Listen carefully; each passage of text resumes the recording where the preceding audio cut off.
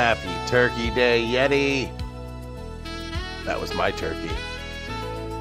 Cooked it yesterday, and my cousin came down with his kids, and they barely touched it just because, like, they're younger kids or whatever, you know. They don't like to eat in public or something. I don't know, man. Like, that's how I am too, and how my kid is. My kid barely fucking eats during Thanksgiving. But yeah, man. Happy Turkey Day, everybody. I smoked me a fucking badass bird. It was fantastic. Then I went over to my wife's grandma's house, and she served up a fantastic Thanksgiving meal, and we just got back from that. And I have a little bit of the grill stuff, and then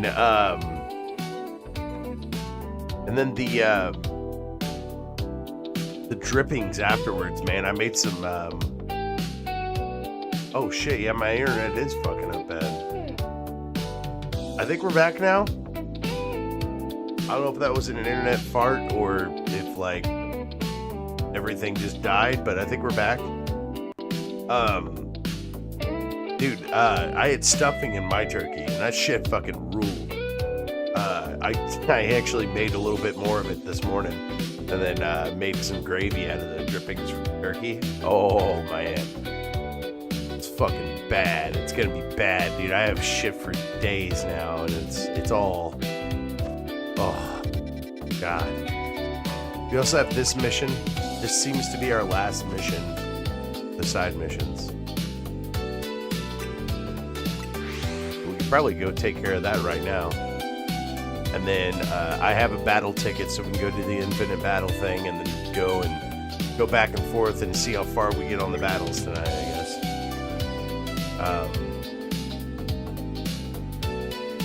Fuck it. Let's just try it and see what happens. If I can't do it, then I'll bust out my other Pokemon that I got and make a better team, I suppose. Let's do it. 10 rounds. Fucking brutal, dude.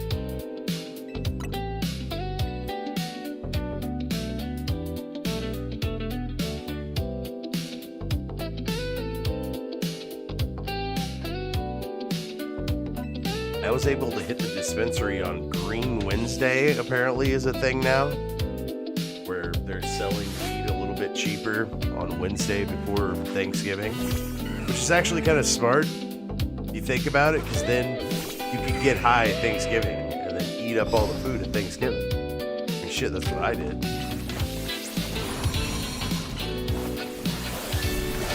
These motherfuckers keep poisoning my Pokemon.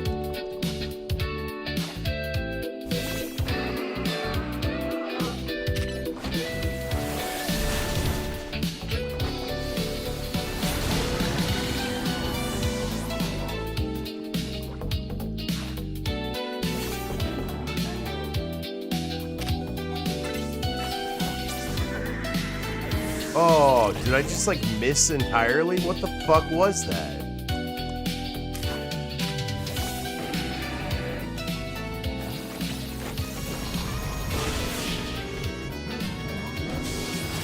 Oh, damn. Internet died again.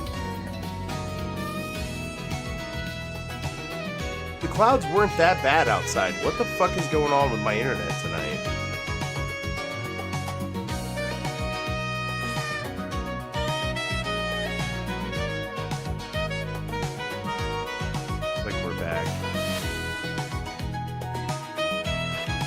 That's fucking upsetting.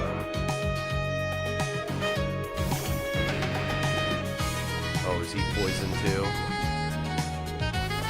This is what happens every fucking time I've done this. My Pokemon gets poisoned, and then dies, and then I don't even make it to fucking round 8, you know? And also, Flame Bacon takes damage on most of his attacks. It's just like a fucking net loss situation.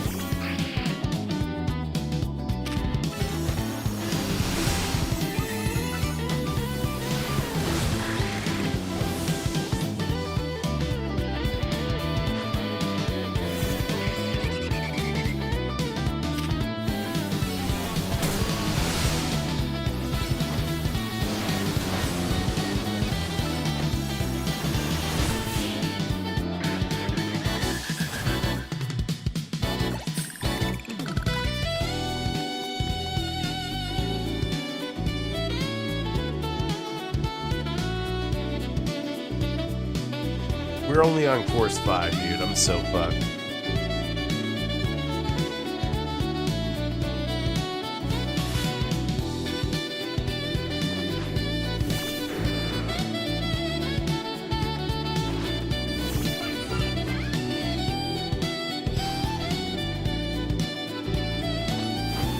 Fuck, I immediately do the wrong move.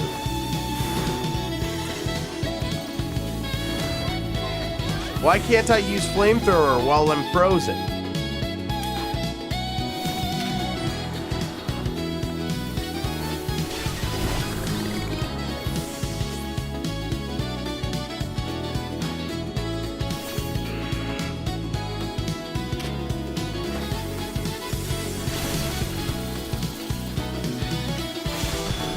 I was tapping Dark Pulse, but nothing happened.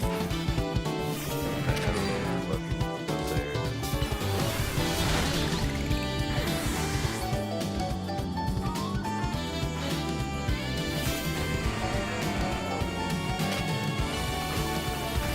Actually, I'm in the wrong fucking thing.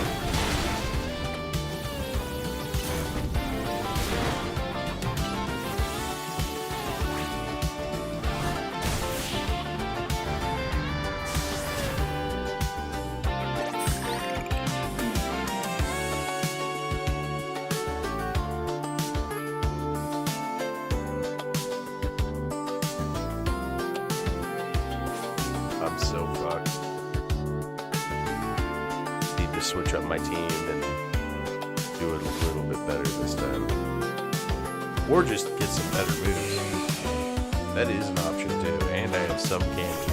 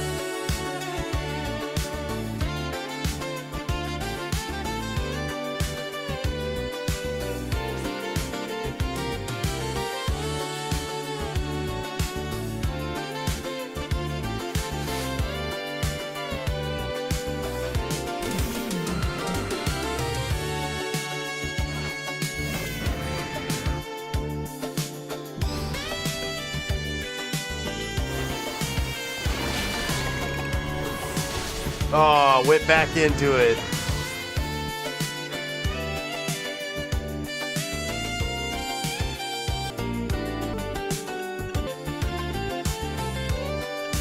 Oh, I don't have my Gyarados thing yet.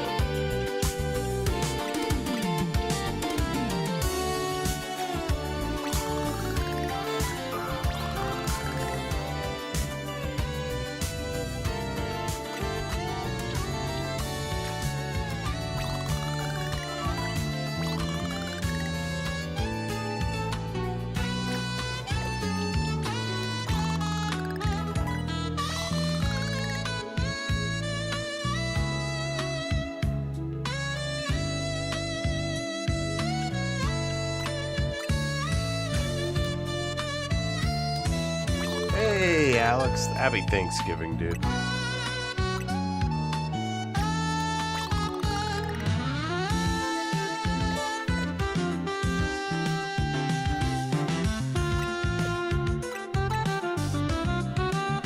Actually got further on than I thought I would. Let me see if I can't get the Mega Stone for Gyarados.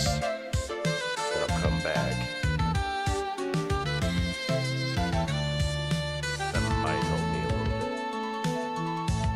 Maybe a little bit. I don't know.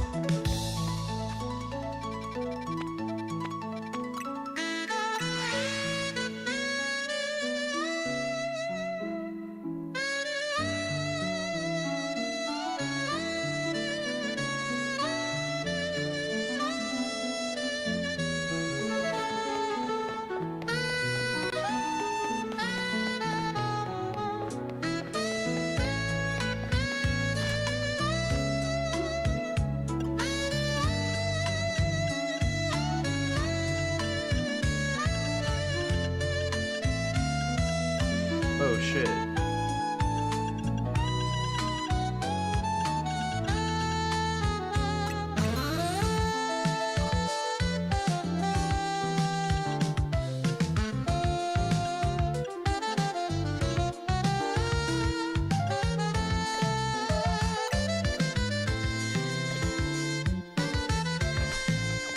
Well, then how much is it at the other place then?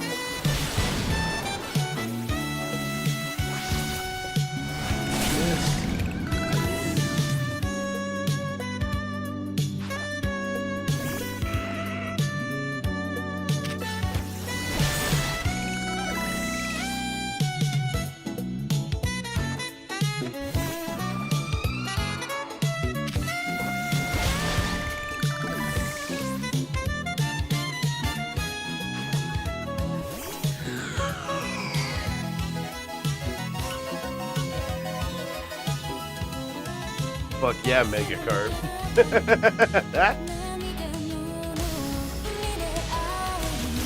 He jumped fucking 5 waterfalls.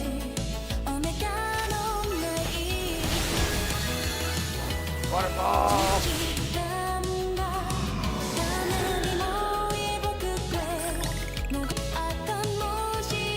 Oh fuck, my internet died again.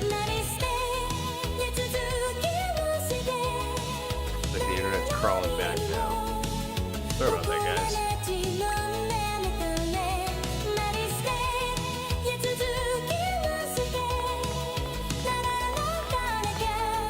I also did not know that my fucking song would have lyrics. I'm not doing that.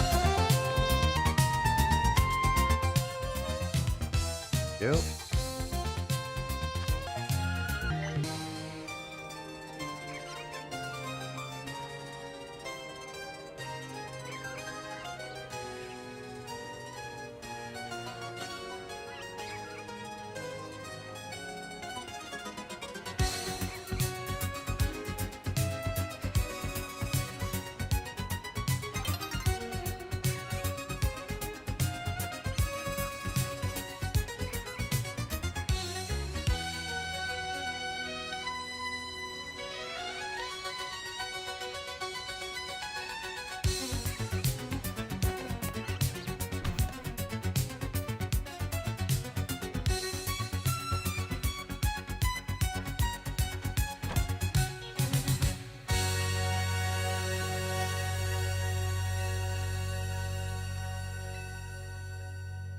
Give me a second, folks.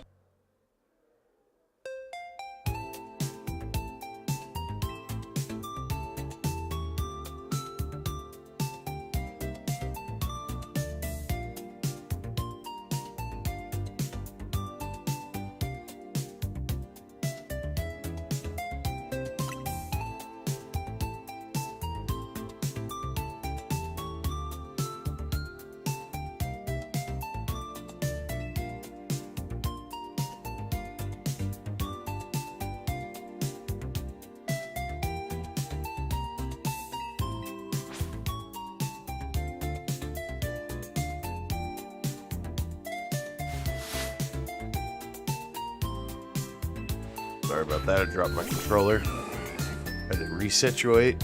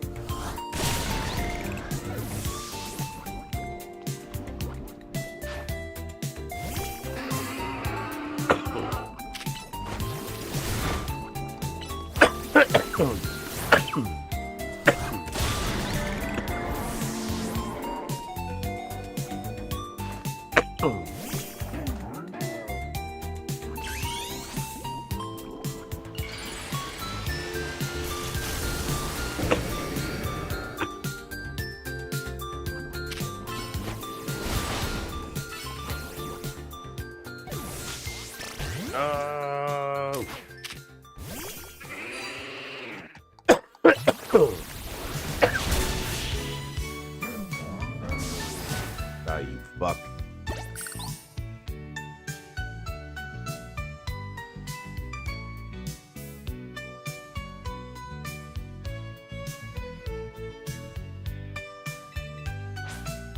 This is only the second course. Jesus Christ.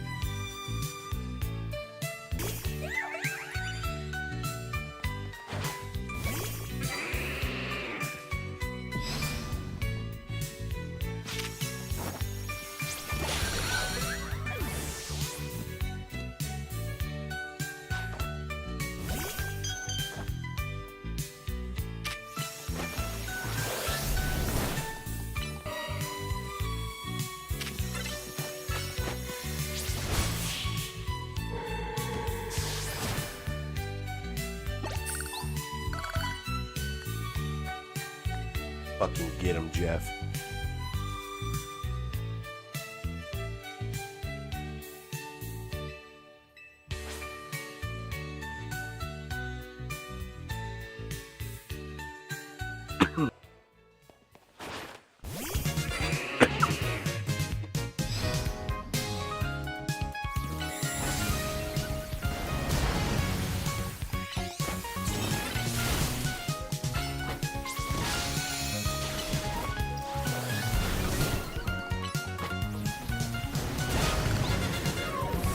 Oh, get him, Jeff.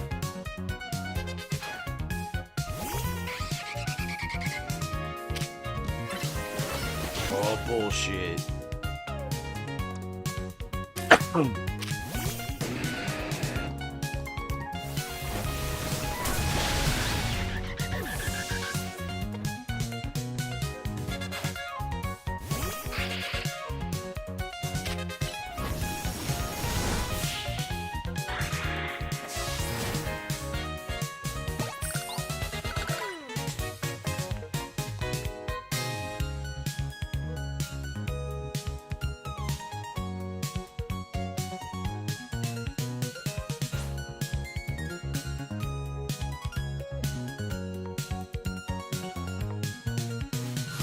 halfway through and I don't like the number of Pokemon I've lost.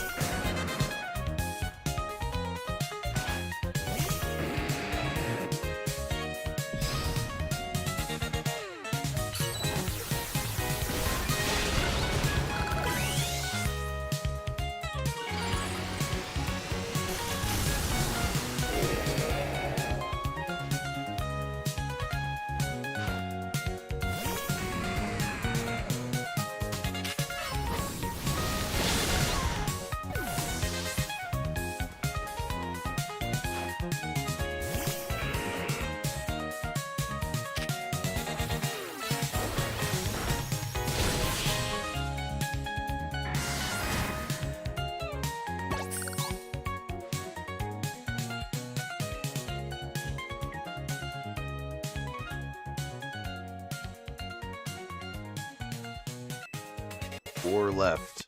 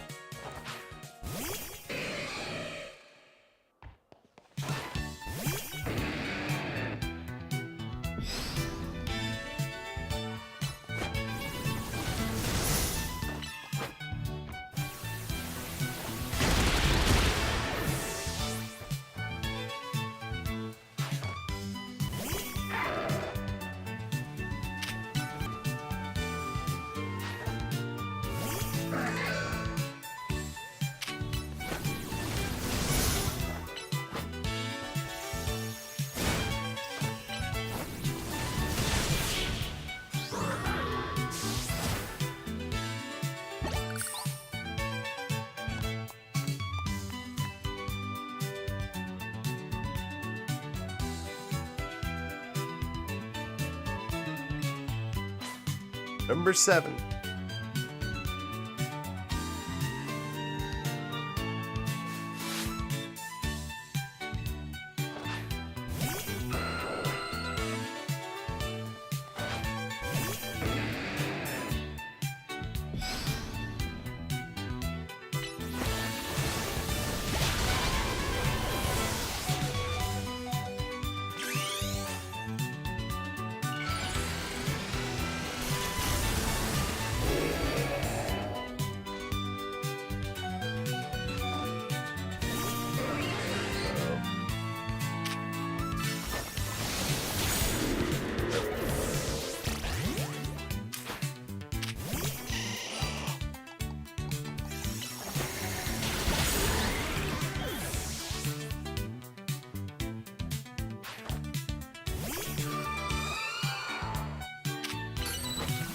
Where I'm going.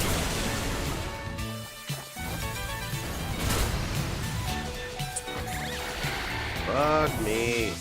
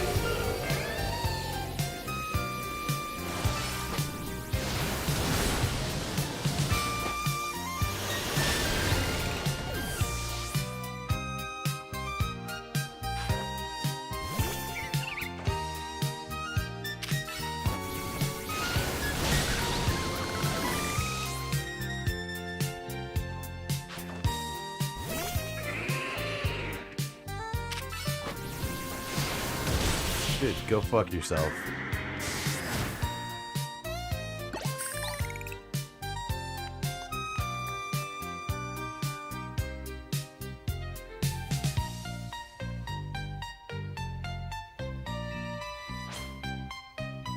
Fucking 9th course. I don't know if I've ever made it this far.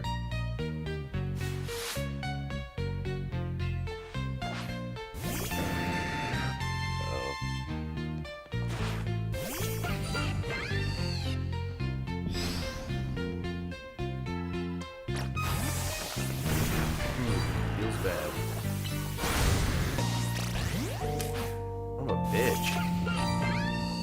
Couldn't even fucking move, dude. Wow.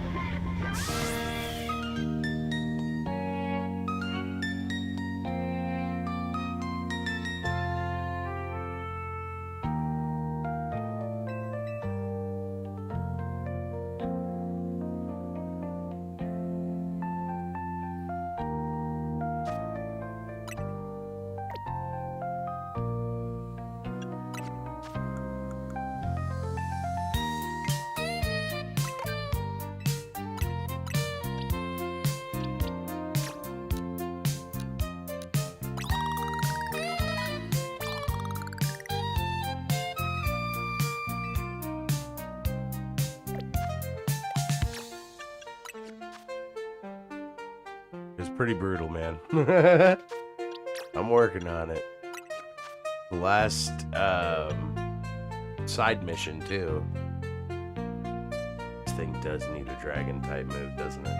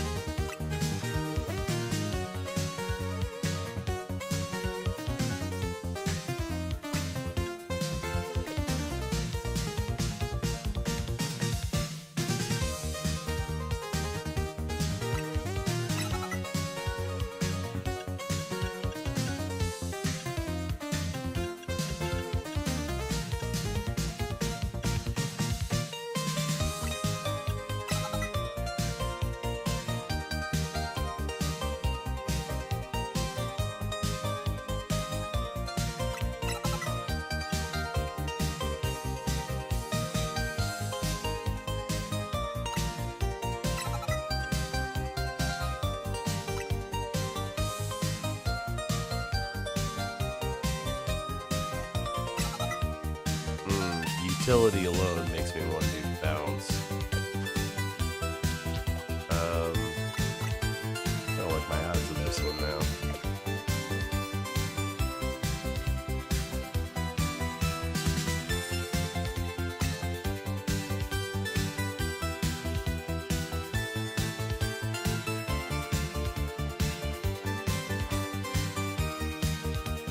Back to square one.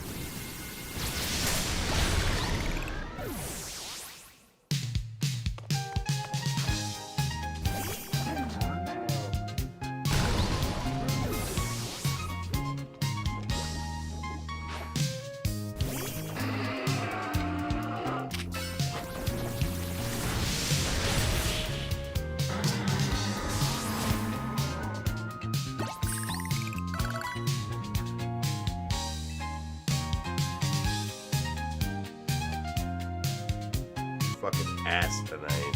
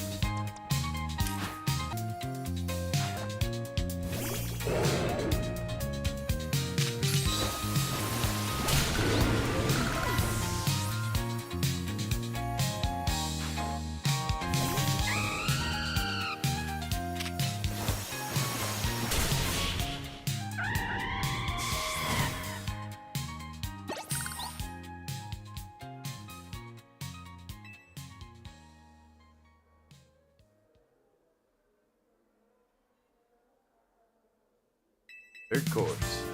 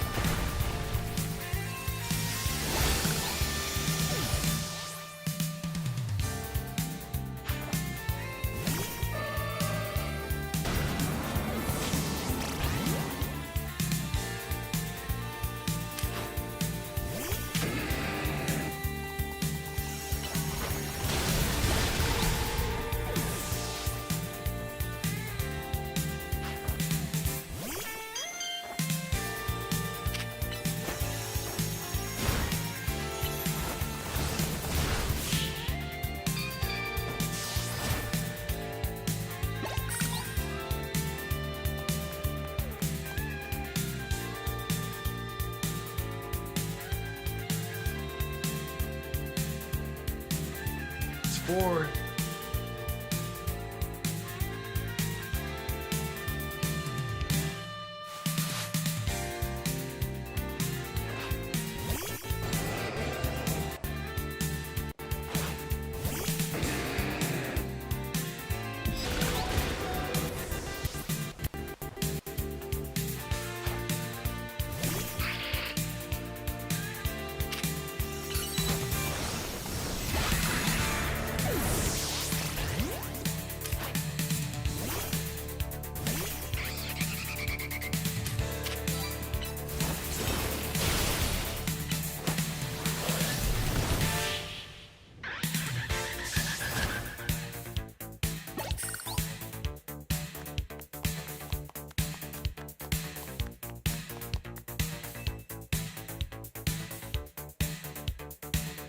Yeah, I know. I actually do have leftovers, but most of my Pokemon also have Mega Stones on.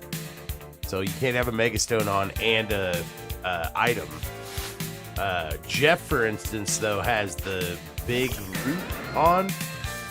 So whenever he uses his healing fucking Horn Leech move, he gets just a little bit more.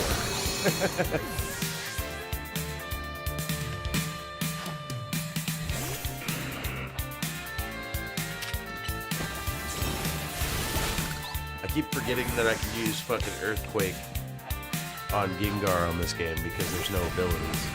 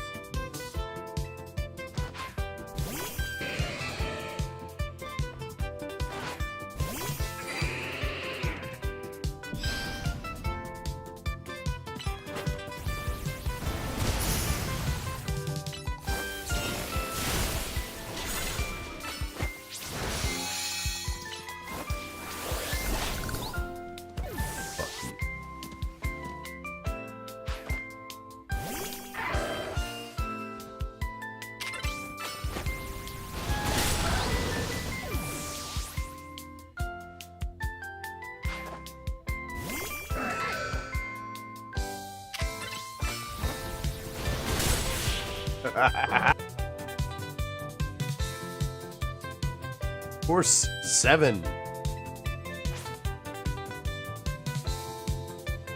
I just need some water types to eat. Or some ground types. Or rock type. Rock type works.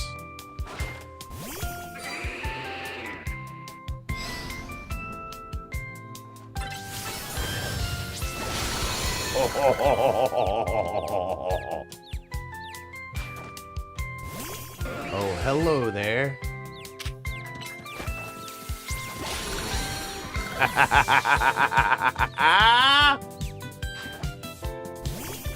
Uh-oh. Oh, gotcha, bitch.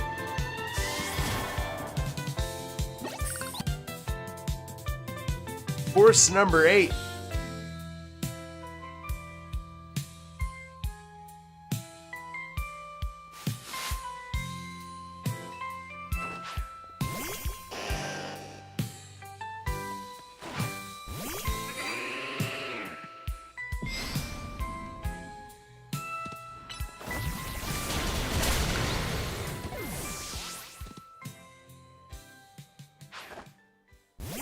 Get it, Jeff!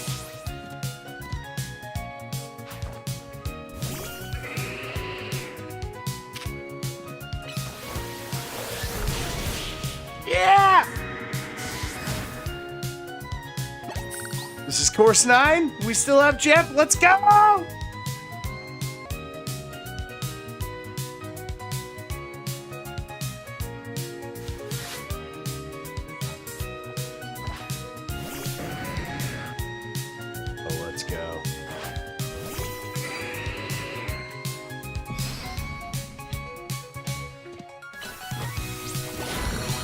Get him.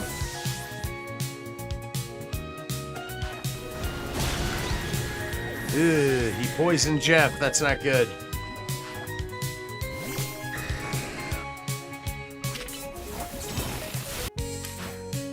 Bastard.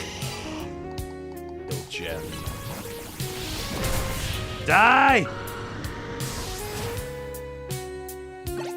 Oh, is there one more? One more left? Let's go! We have 2 Pokemon left. I hope we can do it.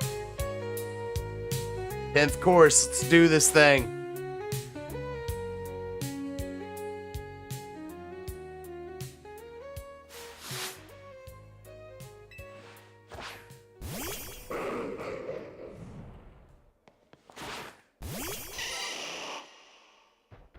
Uh-oh. I don't like that.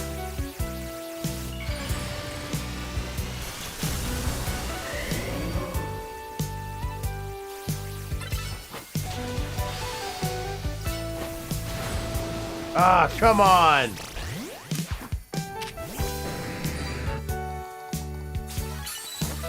Get him!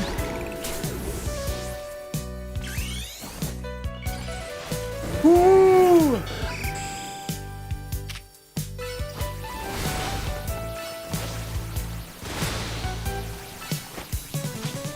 Oh shit. Oh no! Dragon Rush was too fast! No! No! God damn it! Dragon Rush was too fast for Fly, so I came down faster than Fly, so he hit me with Fly. Then I lost targeting system because he fucking used Fly, and then he used Drill Run and ate the fuck out of my Gyarados' asshole. I gotta go take a piss. I will be right back.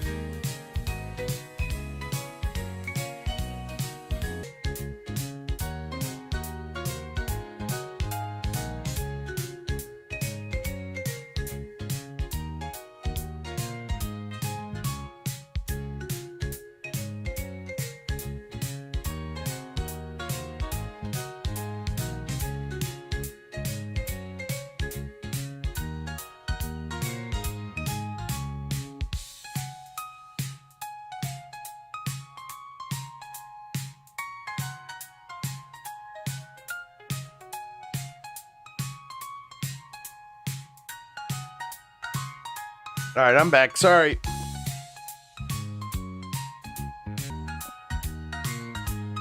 Not under. If this grinds up my Mabel request for battles while I'm sitting here fucking it up, you know? Oh yeah, it totally does. Fuck yeah, dude.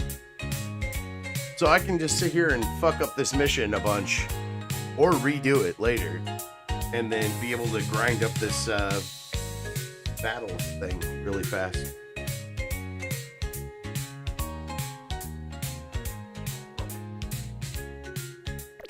Because I need 1,000 battles. And that's a lot of fucking bullshit. He hasn't Megastone except for fucking Jeff, and he's like the anchor. He's like the best one on the team. Nope, no more. Fuck me, dude. I mean, yeah.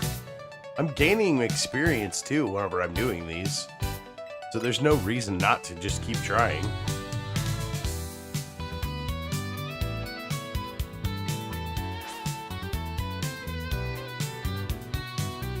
might go silent for a little bit. The game will still continue. I'm going to be coughing a lot, so that's what I'm just going to go silent.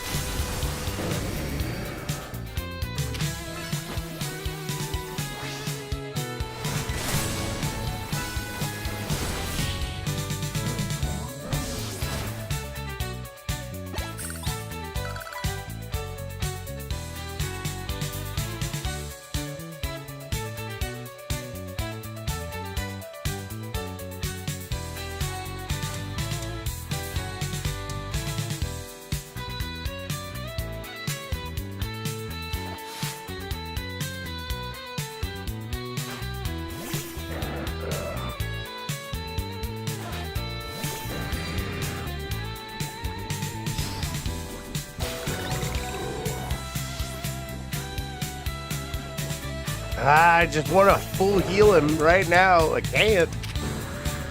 No! My boy.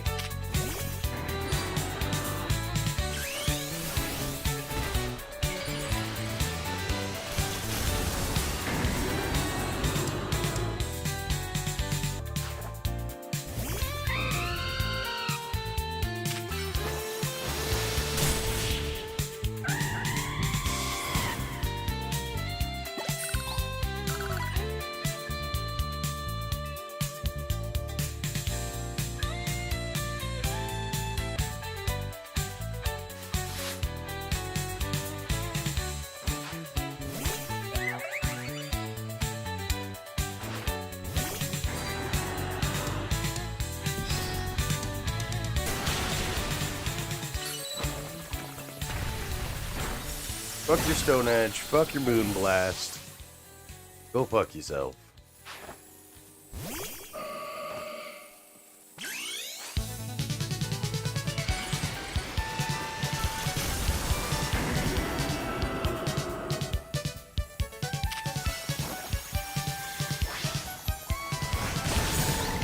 Ah, dude, the versatility of bounce.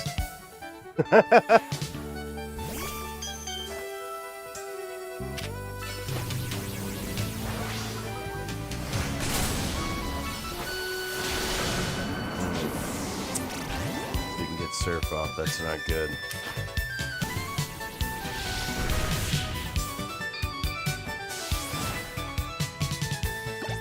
With a clunky execution from my fucking Finnegan too. That was not good. It was a bad run.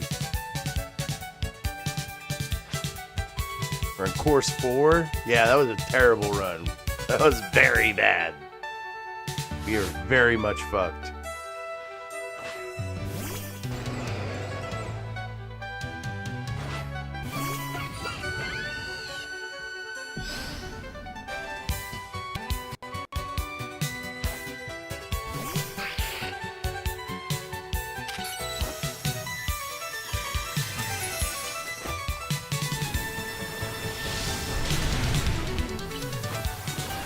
Like Shadow Balls, motherfucker? Oops, did not mean to do another light screen. I don't know if those stack, but I don't think they do. I did not mean to do that. Useless, because it's basically dead, but let's try.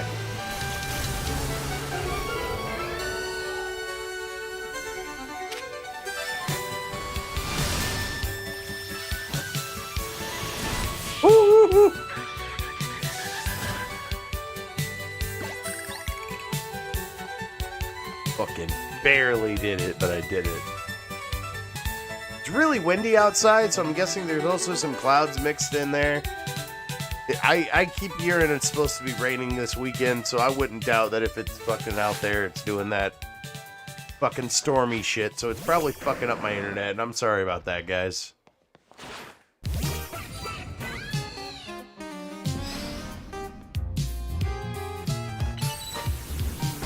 Yep.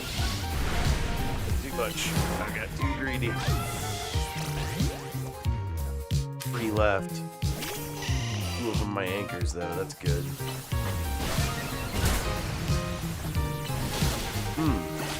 Did not like that.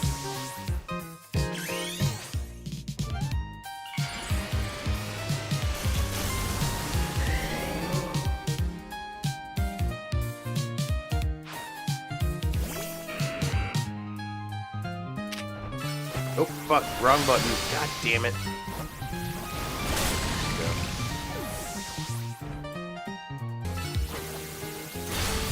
Yeah.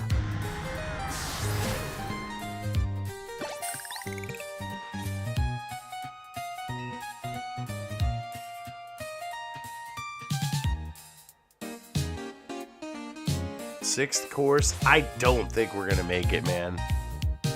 That third course really fucked me up.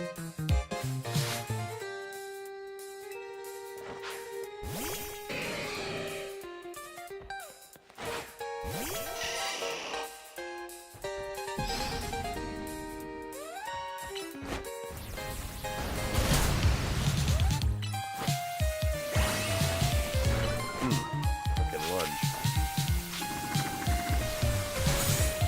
Ooh, still got you, bitch.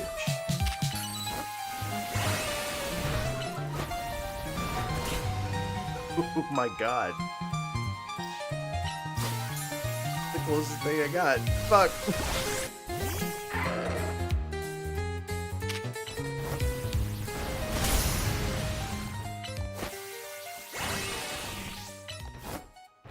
For that, so let's sit there for a little bit and think about what they did.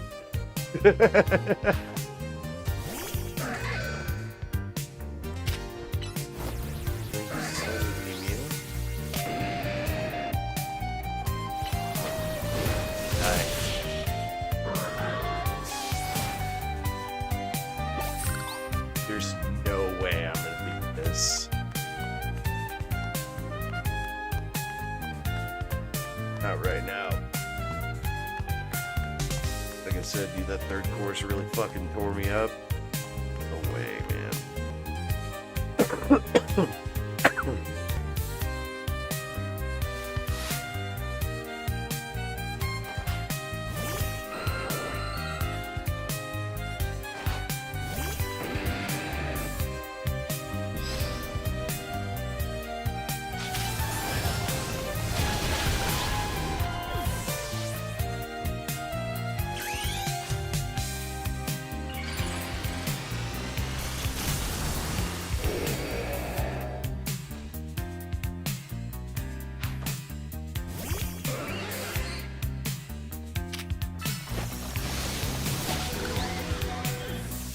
Damn, flame bacon. No!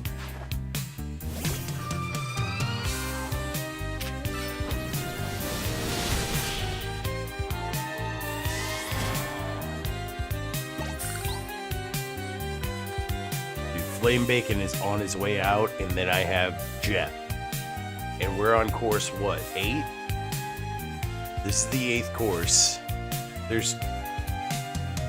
If I win, I will be extremely surprised.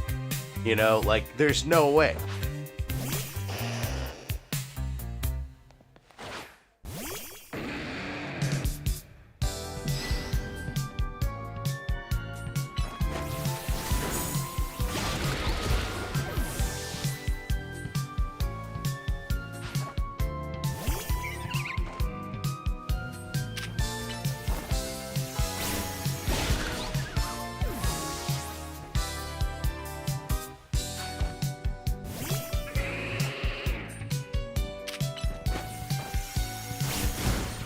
Oh, fuck. Ah. I should have used fire.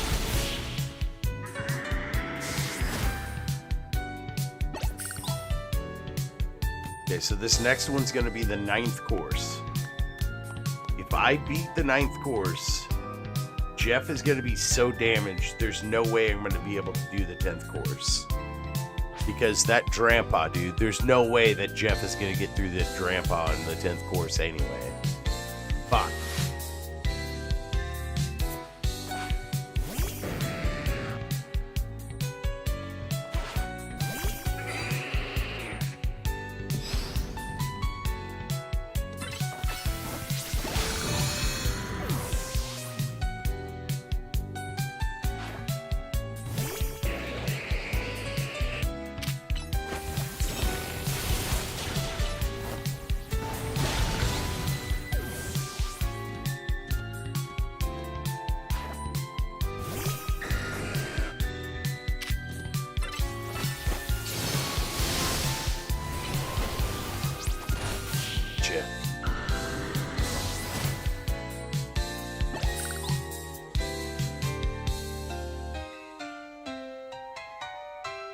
Go.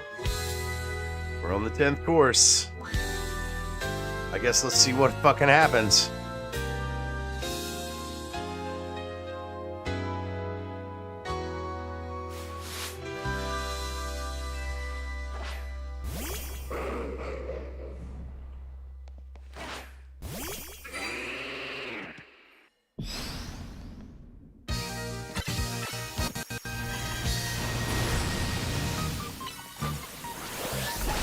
Oh, get him, Jeff!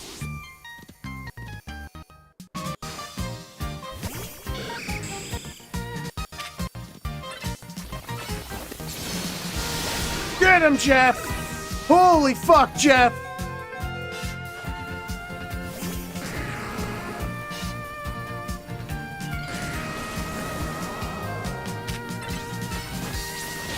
Yeah! Jeff!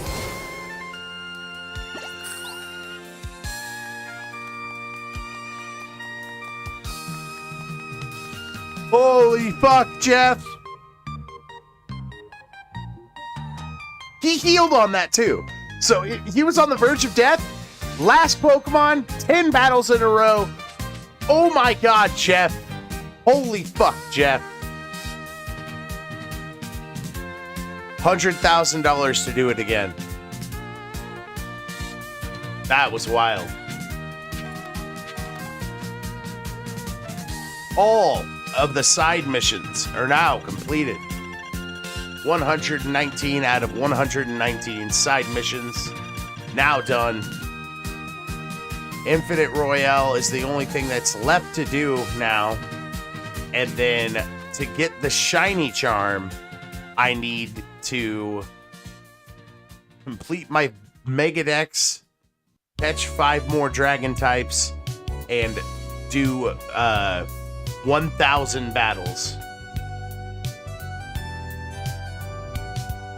Dude, no shit. I need to figure out something to give that boy.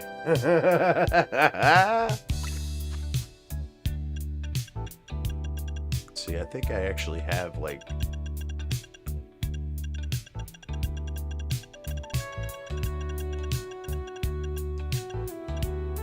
and berries?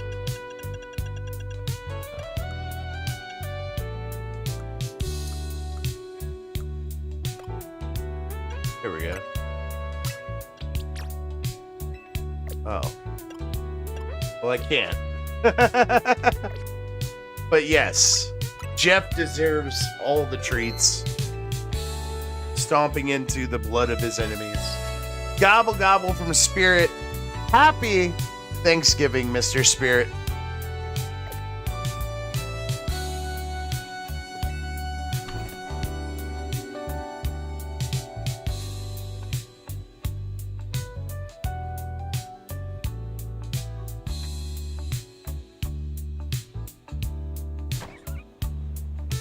So, like, to be honest, the rest of this could just be done off stream.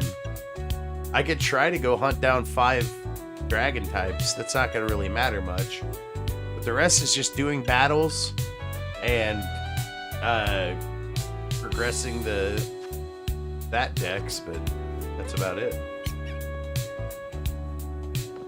Yeah, metaphorically rewarded in full. He's a good boy.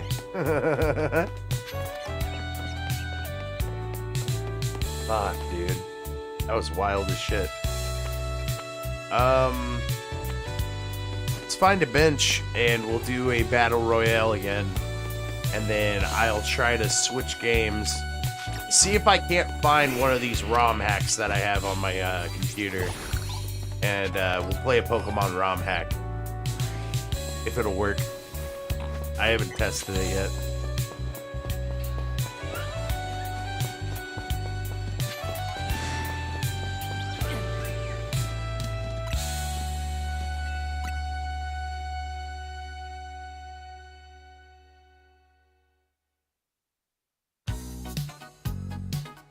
Actually, how about this?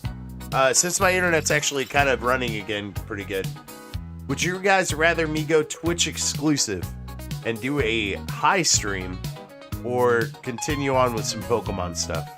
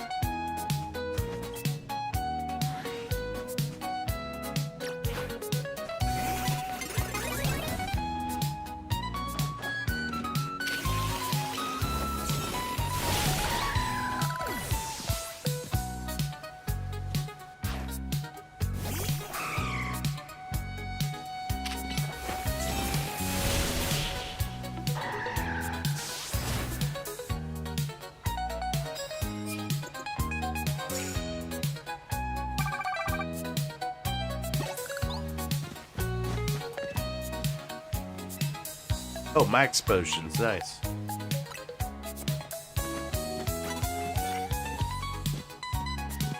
Where? Jeez. Ah!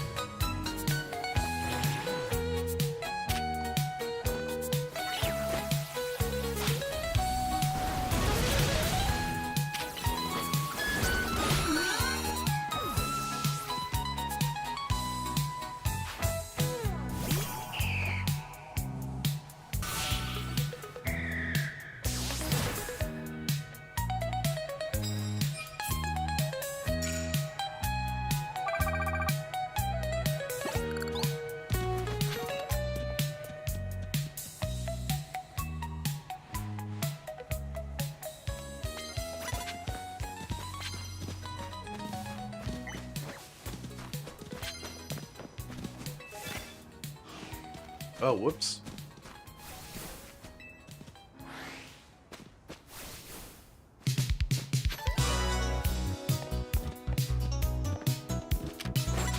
Ah!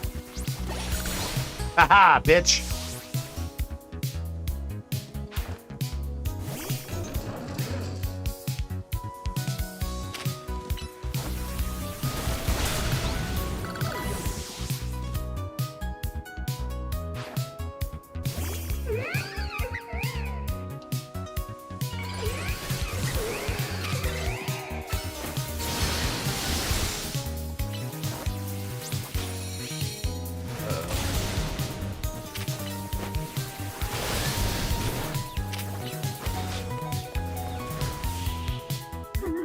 Fucking Megalopony, Jesus.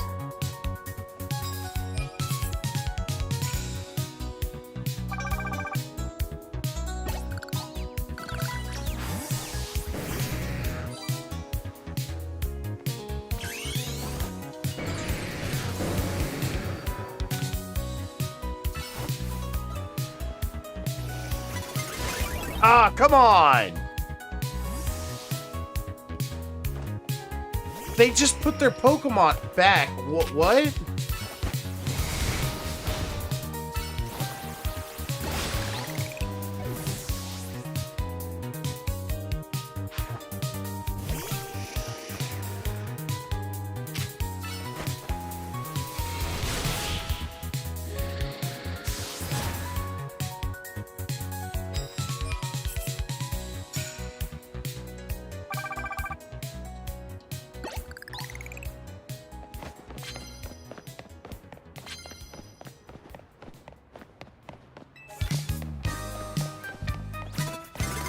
God damn it.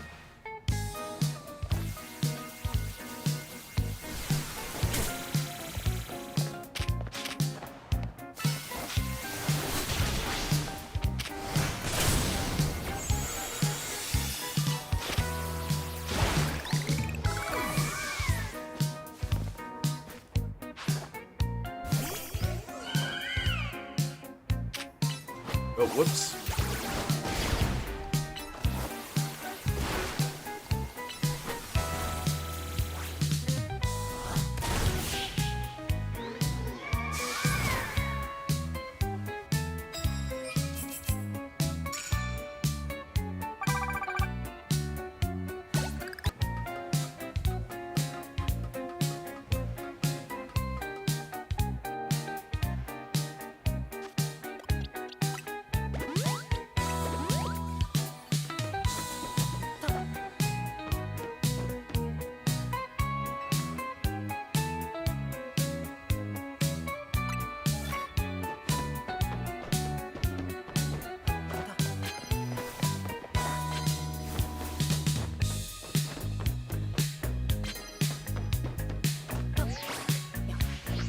Oh, come on.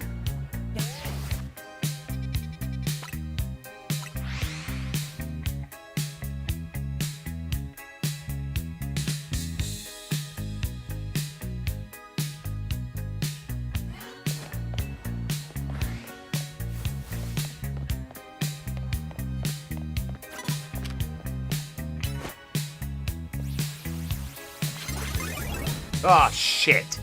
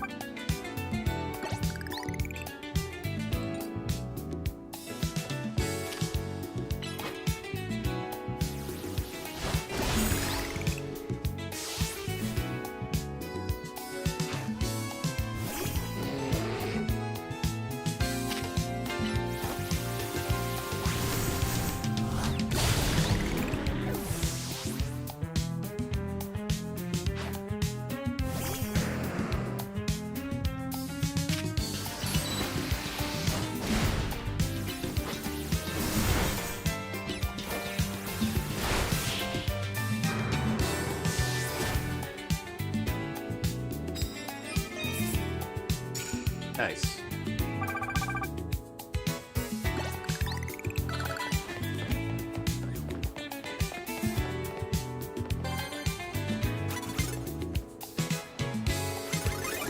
Fuck.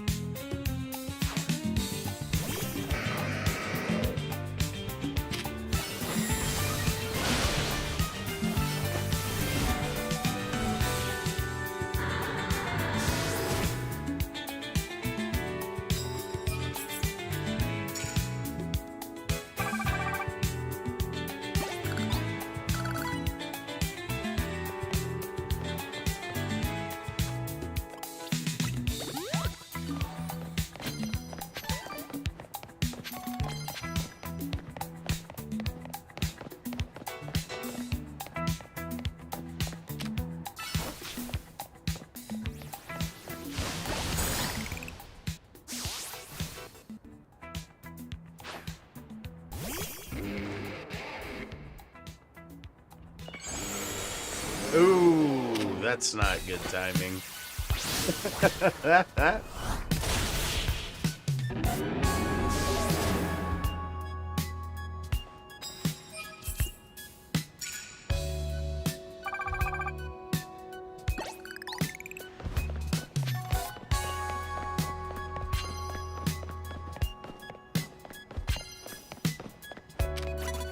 Oh, fuck.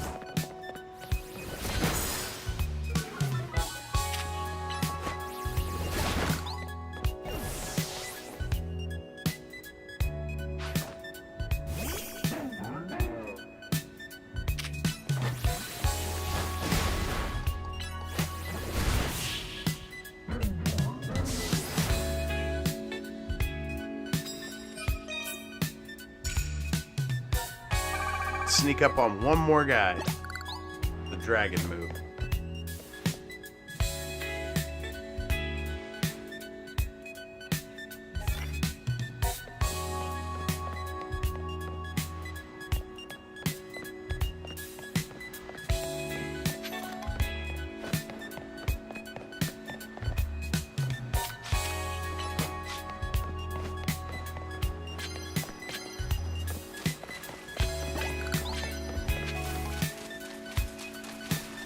How are you supposed to sneak up on this guy?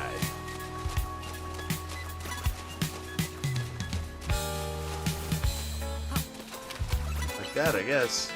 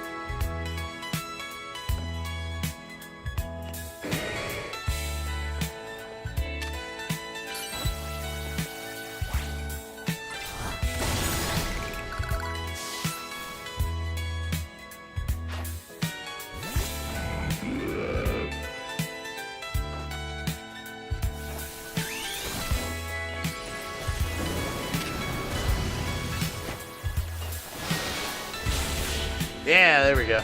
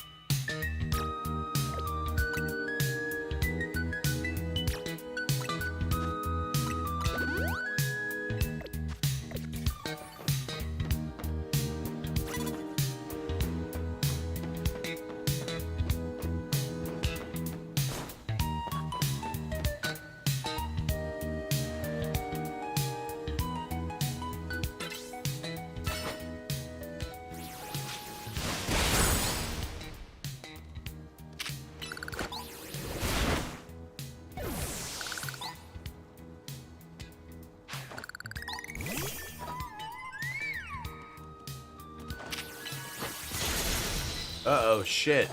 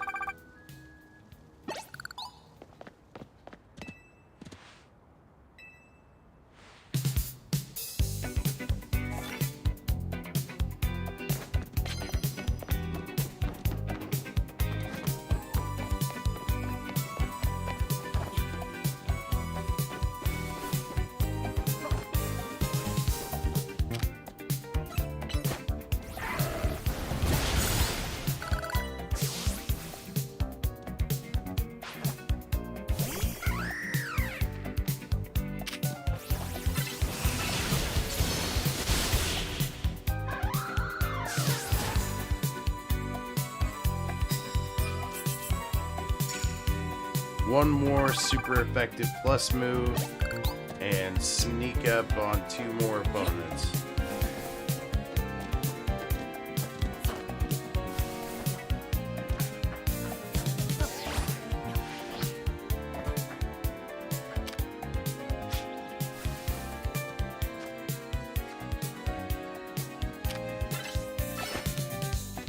Get up there, buddy.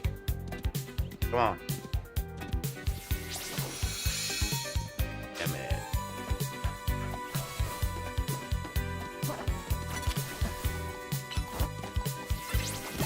Fuck, I didn't do the plus move.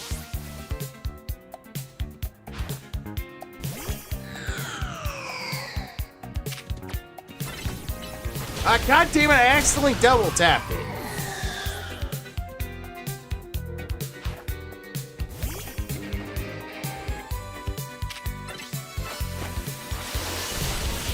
There we go.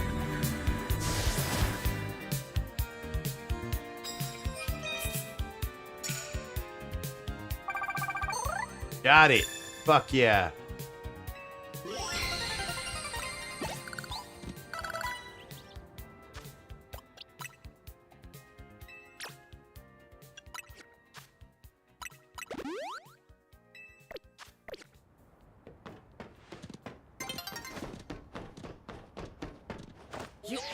What does this guy over here think he's fucking King Dick?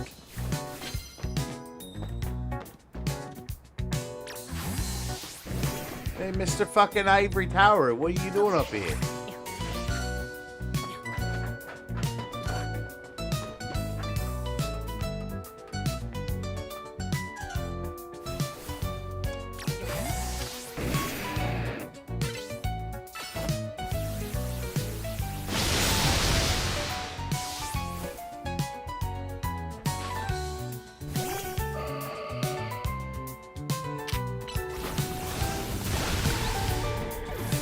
You're a veteran, huh? You don't mind if you fucking eat crow then, eh? Murkrow, that is. Boom!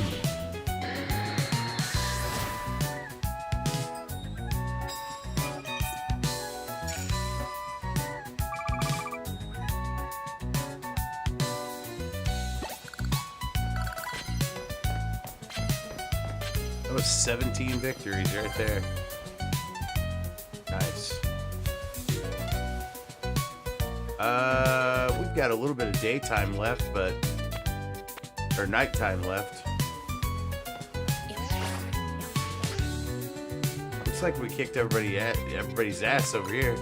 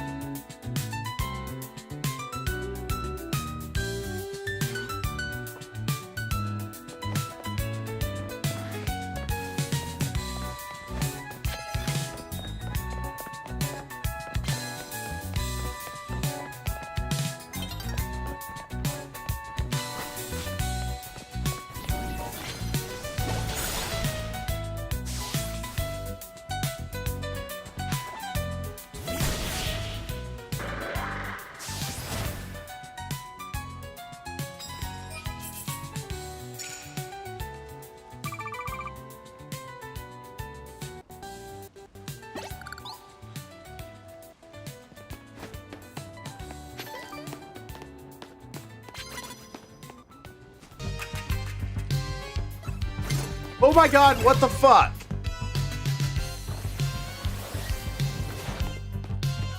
Target the goddamn spider!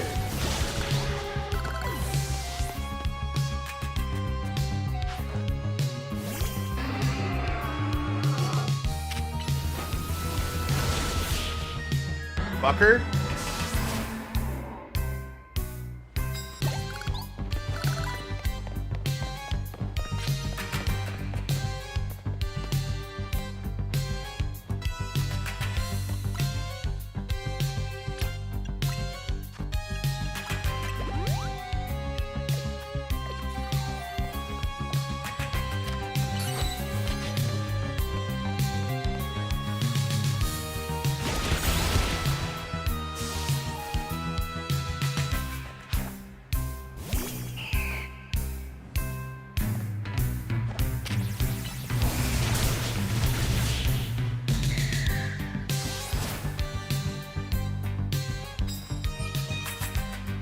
Nice.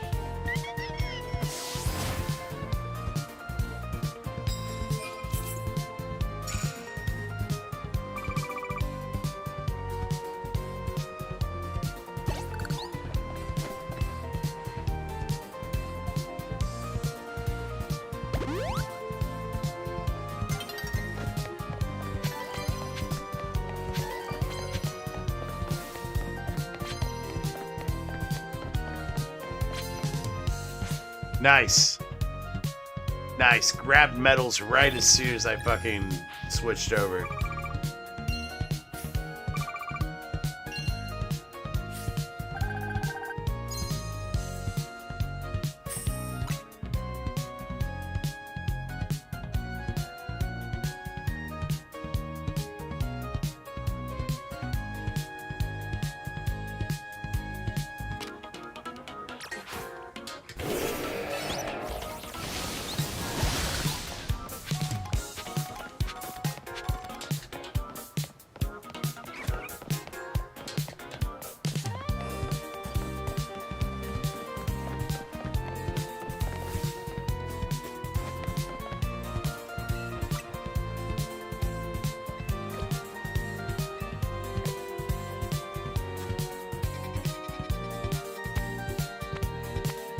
I forgot that we had a battle pass thing, so we're gonna go do that, and then I'm going to go.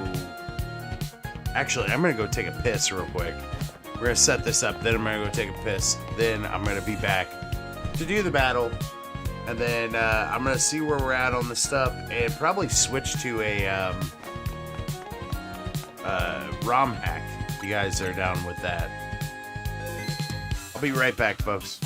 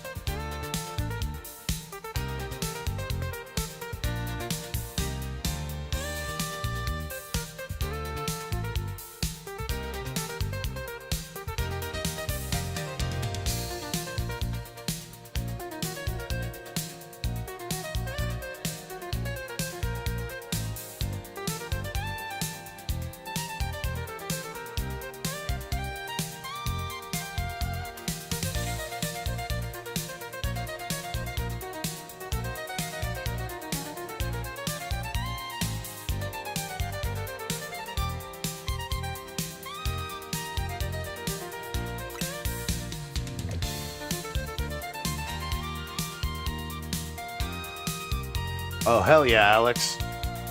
I've heard Unbound's good. I've got a few on my hard drive, but I just don't remember what all of them are. Let me look at my Mega Stones, too, because I gotta get some more Mega Shards so I can get more Mega Stones. So I can fill out that dex. I've got 1, 2, 3, 4, 5, 6, 7, 8, 9, 10, 11, 12. 12 more. Actually, less than what I thought. Hell yeah.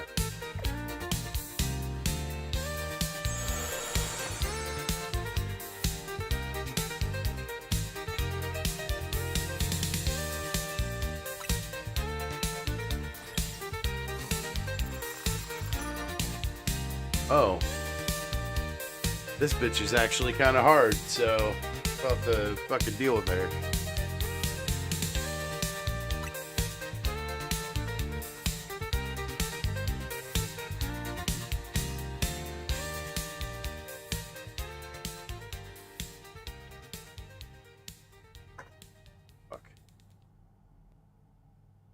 My weed's not wanting to get in my pipe. God damn it. Get in the pipe! Fucker! It's all keefy and shit, because it's all good weed and whatnots. Because it was on sale. Fucking Green Wednesday. The day I got paid. And I was like, honey, it's Green Wednesday. I'm gonna go get some good shit. And she's like, aight.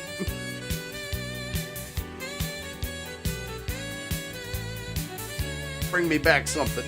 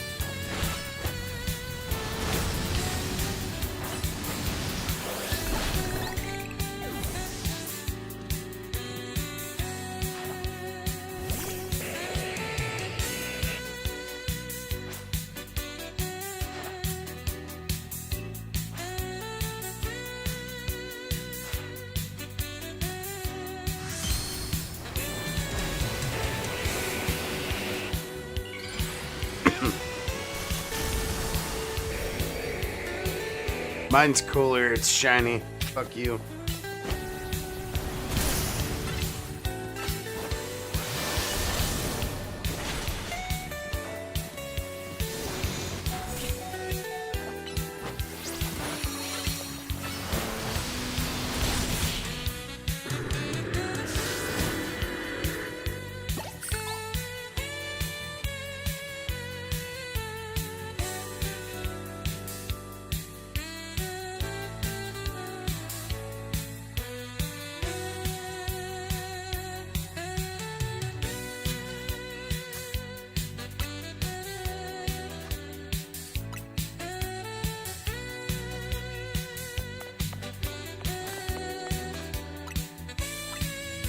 Alright, guys.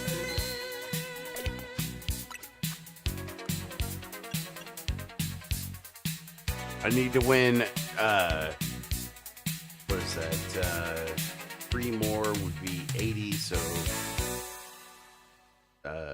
fucking 20 more, 23 more would be 500. So 523 battles left. So I'm going to be trying to do that off stream. I'll probably get that off stream. The 5 dragon types that I have to catch. And then filling out the mega decks. That's all a matter of crushing those mega crystals so I can go get more mega shards to purchase those here. So all of that shit I'm going to grind on a little bit on the side, and then whenever I get really close, I'll go live again and then try to show you guys, hey, this is the end, you know? Unless I don't get it done before Christmas, because on the 10th or 11th or whatever is when the DLC comes out, and then we'll be able to, you know, do the DLC if I have enough money to go get that. If you want to help me get there, to get the DLC though, and you have a couple bucks, hey, fucking drop it up, the buymeacoffee.com/ProfessorGrass, or go to streamlabs.com,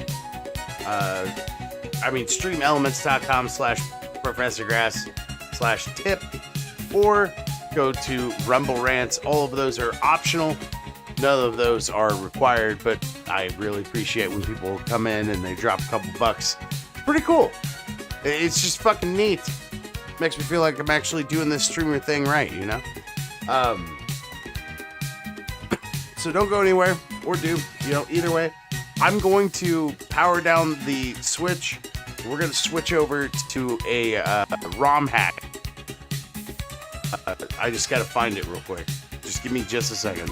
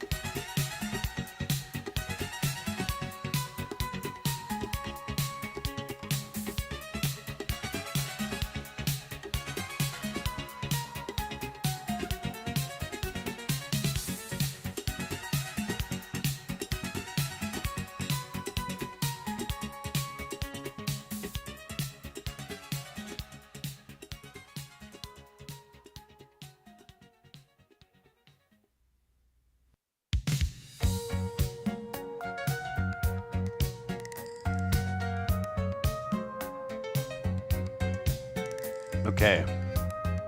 Found my Pokemon ROM hacks folder. That's half the battle.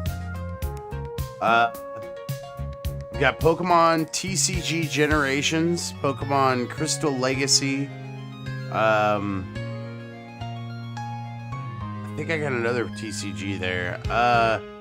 Pokemon XG Gen. Next Gen. I wonder if I can play that.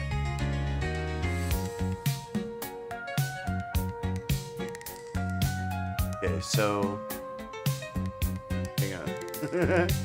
I gotta remember how to do this on Linux. It's been a minute.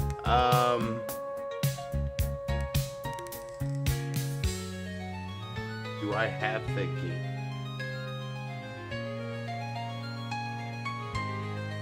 Do I have this emulator? That is probably a more important question.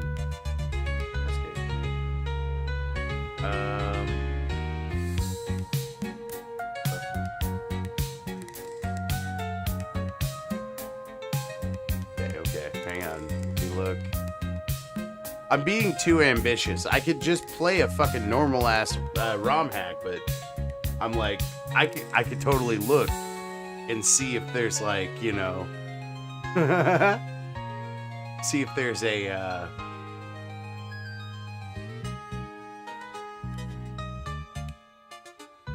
it's like, okay, so I'm not explaining anything. Okay, so I found my Pokemon XD Gale of Darkness ROM hack where somebody had like refigured some of the settings and stuff and like made it to where the shinies that you see can be like visible in game and shit. So like I'm kind of wanting to play that one because like I found a shiny whenever I was trying to set up the game and everything, and I purified it, and I was like, oh my god, and then I just stopped playing because I was like, I need to start playing more Pokemon on my channel. You know what I mean? So. Hey, Purple BTW or whatever. Alabama John said he wants to talk to you right now. He's also live on Rumble. Come by when you're free to talk. I don't know who Alabama John is. What's he want to talk about? What do you mean? What you talking about? What you talking about, Purple? Alabama John. Just look on Rumble and see if Alabama John's that actual person.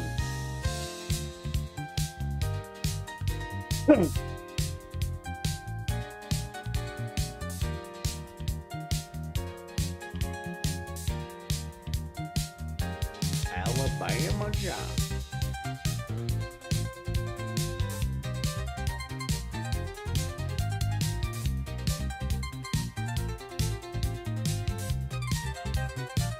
Ooh.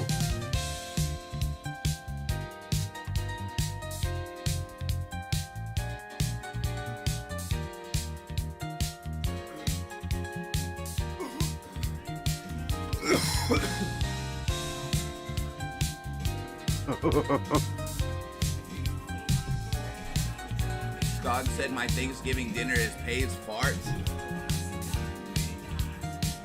That's fucked up. Happy Thanksgiving, boys. That's fucked up, dude.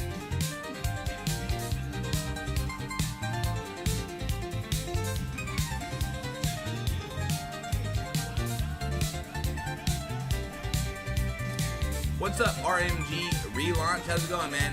Happy Thanksgiving, dude. Hang on. Let's see what happens Happy here. Thanksgiving, Professor Grass Lab. You wanted to talk? No, not particularly. I've got a guy in my chat that he just be doing that, but it's because he's just trying to help build the community. Look, while you're here, What the I'll fuck? give you a follow. You follow me back. We're both winning. How about that? I'll go follow you either way. Fuck it, dude. That's all he's trying to do. He does it on his own accord. Okay. And sometimes we do end up talking to the people. All right on, homie. Happy Thanksgiving. Peace out. Well, that was wild. Rumble people just helping each other out. Like, hey, I want to join. I like this fella. I want this fella to join this fella. And they I don't really want to talk. I just want them to join each other. All right, fine. Well, we'll follow each other. Why not? Well, thank you, Purple. Got a new follow, and also I followed a new person. Found a new person on the Rumble. Thank you. Growing the community step by step, I suppose. Oh man! I found my Simpsons hit and run game too. Oh, I'm gonna have to do some shit on this, man. I got some games that I can be playing that I haven't been playing that are free because they're on my system. You know what I mean? All right, let's see if I can't just search it real quick.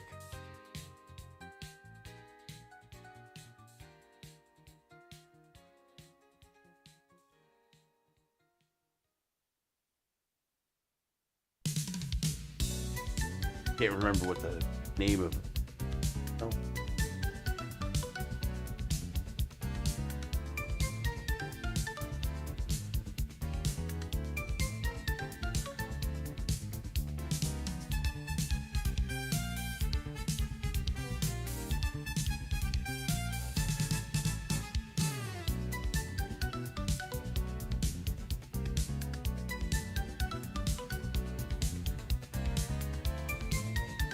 Sorry, folks. I'm trying to do shit on the fly.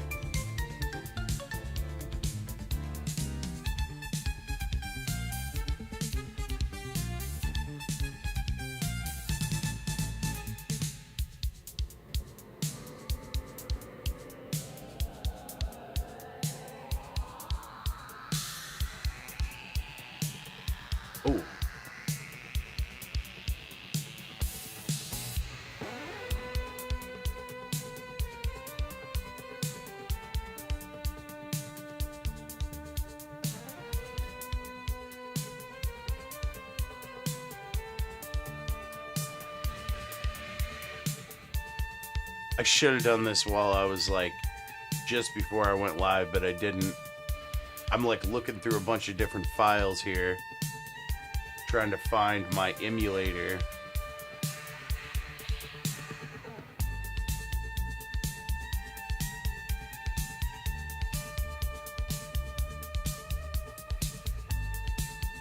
Man, what the fuck would the file be called? Oh man, I haven't even played Shadow Colossus, but I have it right there. There's a lot of cool things in this. That's the problem too, dude. Like, I can't organize my fucking folders because, like, I'll get in here and be like, oh man, there's all this cool shit. It's like cleaning your room when you're a teenager. That's what it feels like to me anyway. I get in there and I'm just like, oh man, there's all this cool shit I can play with. And then I start playing with it. And then my wife's like, yo, you came in here to clean your computer up and like clean in here? And I'm like, yeah. And she's like, yeah, and you're playing battle chess? And I'm like, yeah, I'm playing battle chess. What up? Playing new metal and playing battle chess. I asked you to clean. What are you doing?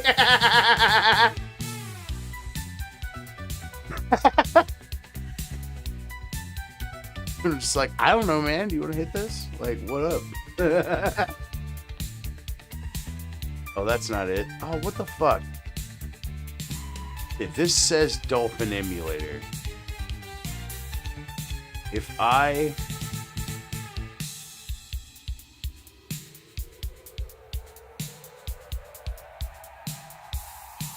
say, no, this must be a bad file or something. Okay. Hang on. Expansion. It's gotta be.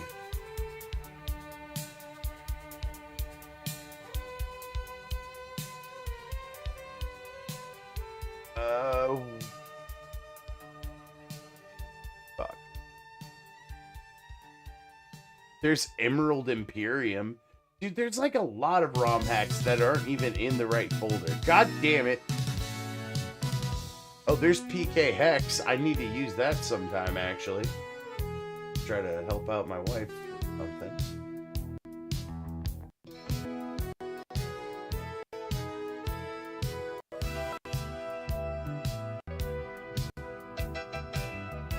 Okay, I'm gonna try something.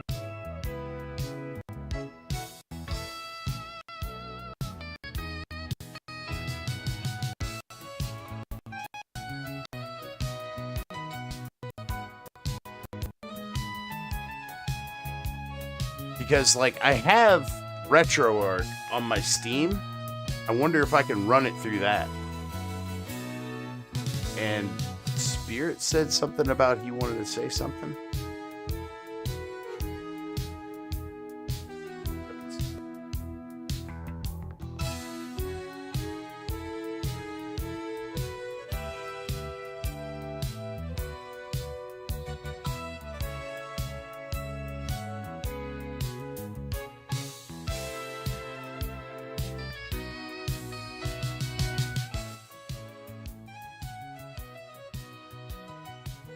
Hey, man. Hey, what's up? Happy Thanksgiving, man. Happy Thanksgiving, Spirit. Yeah, man. I thought I'd just drop in and say hi. Oh, okay. I was like, oh no, is something going on? Thanksgiving spirit. Fuck yeah.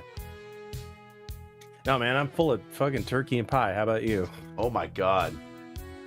My cousin came down after I smoked that turkey, and we fucked it up, and one of his boys ate it. The other two were just playing around with my kids, so we were just kind of fucking having a little wholesome thing deal. And I packed it all up, and this morning I ate the wings and the other leg, and then like went over for more Thanksgiving at her grandma's, and she has like this whole spread every year. And like, yeah, dude, just like you said, dude, I'm full of turkey. I think they had pork over there this year too, and then like, oh my god, the pies, pumpkin pie, pecan pie, fucking, oh, all the pies. Right on, man. Yeah, man, it's a special time of year. It really The older I is. get, the older I get, the more I'm like, it's like we all got, you know, we all got kind of like jaded. But it's real, man. Like the transformative power of Christmas is real, man. It is. It just in a case example, right? And I hate to like point at Mersh like he's the fucking Grinch or something, but like think about what Mersh like does every year around Christmas. Just look at him perk up at Christmas time because he knows that it's in the air. It's a good feeling. Every asshole on the street is gonna fucking try to be better because otherwise Krampus is gonna get him. Yup. It's something like I truly believe it's something primal in us, right? Because no matter where we come from and no matter what culture we're from and no matter where our ancestors come from, we all are used to be hyper aware of the changing of the seasons and the shortening of the day, right? And this is the time of year where the sun is at its shortest and the night is at its longest, right? And so it's the time where you begin to think about death because the earth is dying, right? Yeah. But the minute that it reaches the longest night, like as soon as it reaches the apex of death, then the sun is reborn, and then every day after that the day becomes longer and the sun becomes more in the sky, right? Yeah, I get what you mean. So it's like this primal thing that we have in us to start reflecting around this time on what have I done this year? Have I been a good person? Like, have I done good things? Should I atone for the bad things I've done? And we all start reflecting on that thing, and regardless of like the religion that we follow, and regardless of the culture, we all start thinking about that because, like you said, it's the Christmas thing.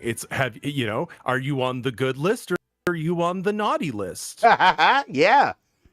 And that's what that's what it is. It's just innate in everybody's bodies and stuff, like I don't know if it's like an eternal clock like you were saying, or if it's just like it's nature, like we just somehow we know it as children. It's like Santa's coming, and are you going to be on you're going to want to be on the good list when Santa comes, right? Yeah. But like but for some reason, when you put it in like religious terminology, you turn people off. If you say like, "Hey, you want to be on the good list when like the Messiah comes or whatever," it's like all of a sudden you turn people off. But if you frame it like Santa, everyone's like, "Oh no, that totally makes sense."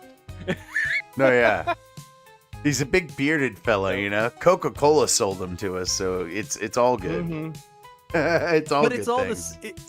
But when you think about it, whether you're lighting up a Christmas tree or you're lighting a menorah, or if in Persia they have a thing called Yalda where they make like a bonfire, but it's all the same thing. It's about bringing light to darkness, and not only just within the world but within ourselves. Like how do we atone for all the bad things that we've done over the past year, and how do we make the new year better? Yeah. Yeah, dude, fucking solid. Exactly. And I would also add that, like, just reflecting on if you're doing great, like Mersh was kind of saying on Nightwave tonight, I caught him just a little bit. He was just like, yeah, man, like I'm starting to feel like I'm headed in the right direction. Things are coming up Millhouse. He didn't say that, but like that's basically what he said.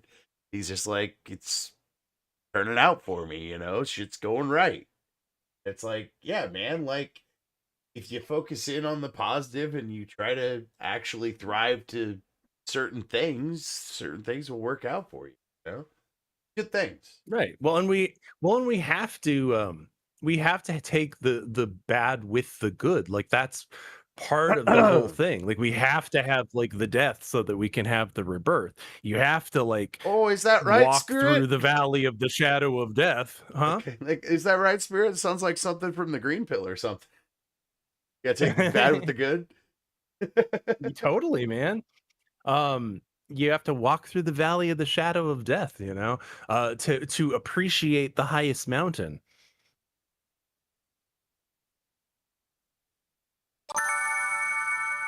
There we But go. that's the thing. We're all gonna like over the year, we're all gonna do things that we're gonna look back on with regret, either now or in the future. It's bound to happen. We all do it, right? But the point is that are we aware of it, and do we then make changes to become a better person, whatever that means? That game's kind of being loud. I'm trying to get to the settings. No worries, man. I just thought I'd hop on here and like, shoot the shit. Say happy Thanksgiving. Like I said, I kind of value this whole holiday season thing the more older I get, and yeah, and we need to start like thinking about the holiday season in that way. It's not that it's, I mean, it was fucking marketed, but it was marketed for a fucking good reason, you know? Like, people marketed it because it was super easy to sell. You get together with your family, and then, you know, you share and you find people that you haven't fucking talked to in a long time. You fucking get to talk to them again and shit for around Thanksgiving. And then whenever it comes to Christmas, come together and you try to share with each other. Try to give a little back to each other, you know? And like, that's also community based and shit. And like, you think of it like that. Well, it's based That's in agrarian cultures. It's based in agrarian cultures, because if you're too busy working all of the spring and the summer, right, and then in the winter you start your work becomes a little less. The sun. It's darker earlier, right? So you don't work as long, and the harvest is in the fall, and so you have a bountiful harvest. Like you said, you have excess, so you give it to other people at that time. And because it's cold and it's dark and the nights are longer, people intrinsically are going to spend more time inside. They're going to be with their family, they're going to be with their communities, right?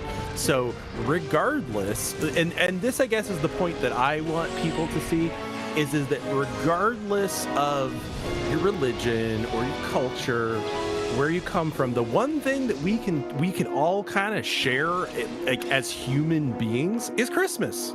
We all celebrate some form of Christmas, some form of winter solstice celebration, where we all reflect on the year and get together with our family when it's dark and it's cold, and we share in the bounty of the harvest, and we contemplate the new year and what that means. I thought I did the controller right, but I didn't. Dude, yeah, I agree though. Like, we have to do that too. We have to do this reflection. Otherwise, we lose what we are, like, not necessarily, I guess, fighting for, but like what we're striving towards and stuff. Well, and I know it's super cliche, you know, to say that everybody's divided nowadays, in a divided world, you know. We talk about, oh, we need to come together, you know, but what does that even mean? Like, most people I don't want to come together with. I don't like most people. That's why you find the people that you do want to come together with, though. That's what that's for. But you don't fucking come together with every Tom, Dick, and Harry, because every Tom, Dick, and Harry will start to fucking rob from you and all this other goofy shit. But the one thing that we all can come together on, and that we all kind of intrinsically, primally understand, is this Christmas thing, this winter solstice, Saturn eating the baby so that the sun can be reborn thing. Like, everybody shares in some form of, well, like I said, whether you celebrate, what's Hanukkah? bringing light to the temple, right? You're purifying the temple, and there's enough oil for one day, but miracle of miracles, it stays lit for 8 days, right? Because the light conquers the darkness. Yeah. Fucking crazy, dude. Yeah. Because like, man, I didn't know that. That's fucking cool. Like I knew about that story kind of, but I didn't know how that all. You make everything connect, right, man? You know what you're doing. That's why I'm awesome. trying to get people to see this, because it like, we think that these are all different things, and no, even the pagan weirdos who go and stand out in front of Stonehenge next month, to see the sunrise on the winter solstice, like, they're still participating in this same idea, the same ritual. And even though I think they're pagan weirdos, what they're doing is no different than lighting a candle on the menorah or putting a star on the Christmas tree. It's the same thing. It's fucking cool. And that's a cool way to think about it too, is that it unites people a little bit more. Right? Well, that's why I'm saying the more I see it, the older I get, the more I'm like, yo, this actually is something that genuinely brings us together, and not in the cliche Hallmark sort of way, but like in a real meaningful sort of way, where we kind of see each other as human beings, which we rarely do these days, where we can kind of see that, yeah, we all participate in some form of this ritual, and it all comes to the same thing, the same idea, which is that in the darkest time, you have to have the most hope that the light will return. Yeah. It's all connected, spirit. Yeah, it's the circle of life. What? Hey, what's the Lion King about? What's the Lion King about? Circle. But not just that. Everything the sun touches is our kingdom, Simba. And the king, his rule is like the sun. It rises and it sets, and one day it will set on my rule, Simba, and then it will rise on yours, right? One day the father will eat the baby, and everything will be dark, right? And you have to go into the dark place. Don't go into that dark place, Simba. Right? But you have to open the box and eat the apple to see, Scar, like, is the ruler of this world, is the devil, right? Because you have to see that. You have to see that to conquer it, to rise above, so that you can be the reborn son. I don't know, man. Yeah, dude. It's fucking deep shit. Yeah, I get you though, dude. Like, that's even the Bible though. He literally goes into the wilderness and then comes back, like, transformed. The fucking Lion King, dude. God damn it, dude. That's fucking awesome. All right, I think I got the controller. Did I do it? He's the solar lion. He's the solar deity. I didn't do it. What the fuck? I thought I did it, but I didn't do it. Every time I think the controller's set up, it rejects my reality. I was telling you last night, I downloaded RPG Maker. Oh yeah? Yeah, I just wanted, like, it was a little bit. It's it's only like $3 on Steam right now, so it's like, I'll give it a whirl. Yeah. Because it's like it's like $30-$40 or something, like, normally. So I'm like, why not? It's $3. So yeah, I gave it a whirl. Like, I get the gist of it. It's just now, like, okay, I have to sit down and actually make something with this now. And there's the rub. Yeah. If you well, I don't know how much into Pokemon you are or whatever, but like the Pokemon Essentials package, it's so, like, the sprites and stuff are so, like, basic to use and shit, and just if you've played Pokemon on the Game Boy or whatever, you kind of know how all of that is mapped out usually. So it's kind of easier to build in that sense, I think, because like I half-ass built damn near a town. Like it was pretty cool. I just sure. I had use to switch my operating system. I've used like map builders and stuff for D&D or whatever. So it's not that much different than that. Nice.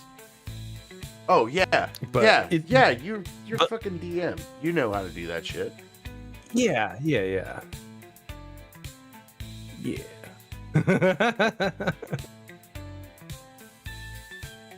Teams being I don't know if stupid. I'm ever actually gonna like make anything with it, but It's good to it's just fiddle cool with. to have. Yeah.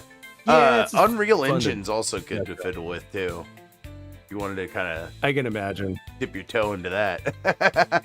Because Burgee said something about it once, and I was like, "Oh fuck, that does sound kind of cool," you know. And then I just never fucked with it. Well, he built that whole thing where he was like, had to grab the VHS tapes from the Indian guy and like that shit. I don't think I know what you're talking about. That sounds You've cool. never What? seen when he did that? No. Like for a while there, he had like a whole like game basically like that. Like his idea, as he explained it to me when he did it, was that he wanted the show to be like a game, so that the game and the show were like kind of inseparable from each other. If that makes sense, if that tracks, like if the game and the show essentially are kind of the same thing, so that he would have to, as like the character, go out into the cyberpunk city and collect these VHS tapes from an Indian guy who worked at like a liquor store, and then he'd have to take them back to his apartment, and then he had like an AI roommate that he would watch the VHS tapes with. Okay. That's fucking You've crazy. never seen him dude. do No, this? I don't think I've ever When he seen had that. Ernest? No, I barely get to catch him because he's on really late, and then like I'm also on really late, so I'll catch him at the end of my stream right when I'm going to bed. Gotcha. So I'll catch him for like maybe 30 minutes to an hour if like I'm too into it and I shouldn't stay up, but I do. Right. That's what it's like watching Virgie. It's like fucking watching Adult Swim, literally. Like, because it's really late at night. You probably shouldn't stay up a little bit later, but you're going to do it anyway, kind of thing. Well, and you never know if he's just going to play games or if he's actually going to like cover something. That too. And I do remember whenever he was just doing like actual like coverage of people and shit. And I think my favorite times of him doing that though is whenever he has Mersh on, and both of them are just like tearing through shit. Oh, dude. During COVID, he would have Mersh and AP on, and those were some of the best streams that any of those guys did. Yeah, I bet Mersh They would and talk AP for like, and Virgie all together would be fucking crazy. Just all three. well, and this was like during peak COVID, so everybody had all the time in the world, right? So they just do this like into the wee hours of the morning, and I'd often fall asleep with them on like in the background, like when they would do those, because they would go super late.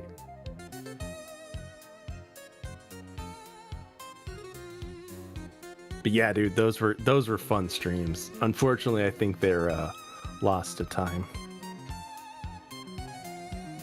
Can't keep cool, fun things around because people like Trip get rid of them. Some of that stuff though is like, it's of its time. I've thought about that with my own stuff, because like there's some stuff that, like, for instance, like streams that I've done, not on Moose Habit, all my Moose Habit stuff's backed up, but other stuff that I've done, like where I don't have copies of it. This is going to be super sad and super real. So, but Nikki, rest in peace. Nikki had a lot of my backups. Oh, Nikki. So when so when he passed, like there went like a lot of the stuff that I didn't personally have backup. So I just had to, along with losing Nikki, like Nikki's obviously, losing data is obviously like that's one thing, secondary. Yeah, but a person Nikki, that you hung out with or talked to on the internet and shit, it's like, yeah, that sucks. Yeah. So that kind of softens the blow of losing data a little bit, where you put it in perspective. You're like, well, in light of losing a person, it's a little inconsequential, right? So I've had to eat that a little bit myself, of like, oh man, there's just a couple streams that I've done where it's like those are just gone to time, Yeah. And that's part of it too. Like that's why people need to subscribe and shit. But that's also what people. But that's also what happens to people too, I guess. So. Yeah. Well, that's the thing too. That's why you need to fucking hang out with people before you lose them, because you don't know when the fuck you're gonna lose them. See, what did I just say? Here we are. We're sitting here in right before winter, and what are we doing? We're thinking about people we've lost in this past. Nikki passed just about a year ago. Just about, I think, just about that, if not a year to the day. As that I'm saying this, it's pretty darn close. So, yeah, man, like it's no joke. You start thinking about that stuff around this time of year, people that aren't around anymore, people you aren't going to have Christmas with anymore, or whatever holiday you do. Yeah, man, you start thinking about yourself. Circle of life. Yeah, no shit. I've got all of these ROM hacks, but my GameCube one just didn't want to work. Sorry for getting all like really real on your show. No, it's fine. I'm glad that you're fucking talking and shit, because like I'm trying to find this shit and I can't fucking seem to find it. Can I just do that? Did I break it? Hey, it didn't break it. Fuck yeah. Okay, well. Wow, that's loud.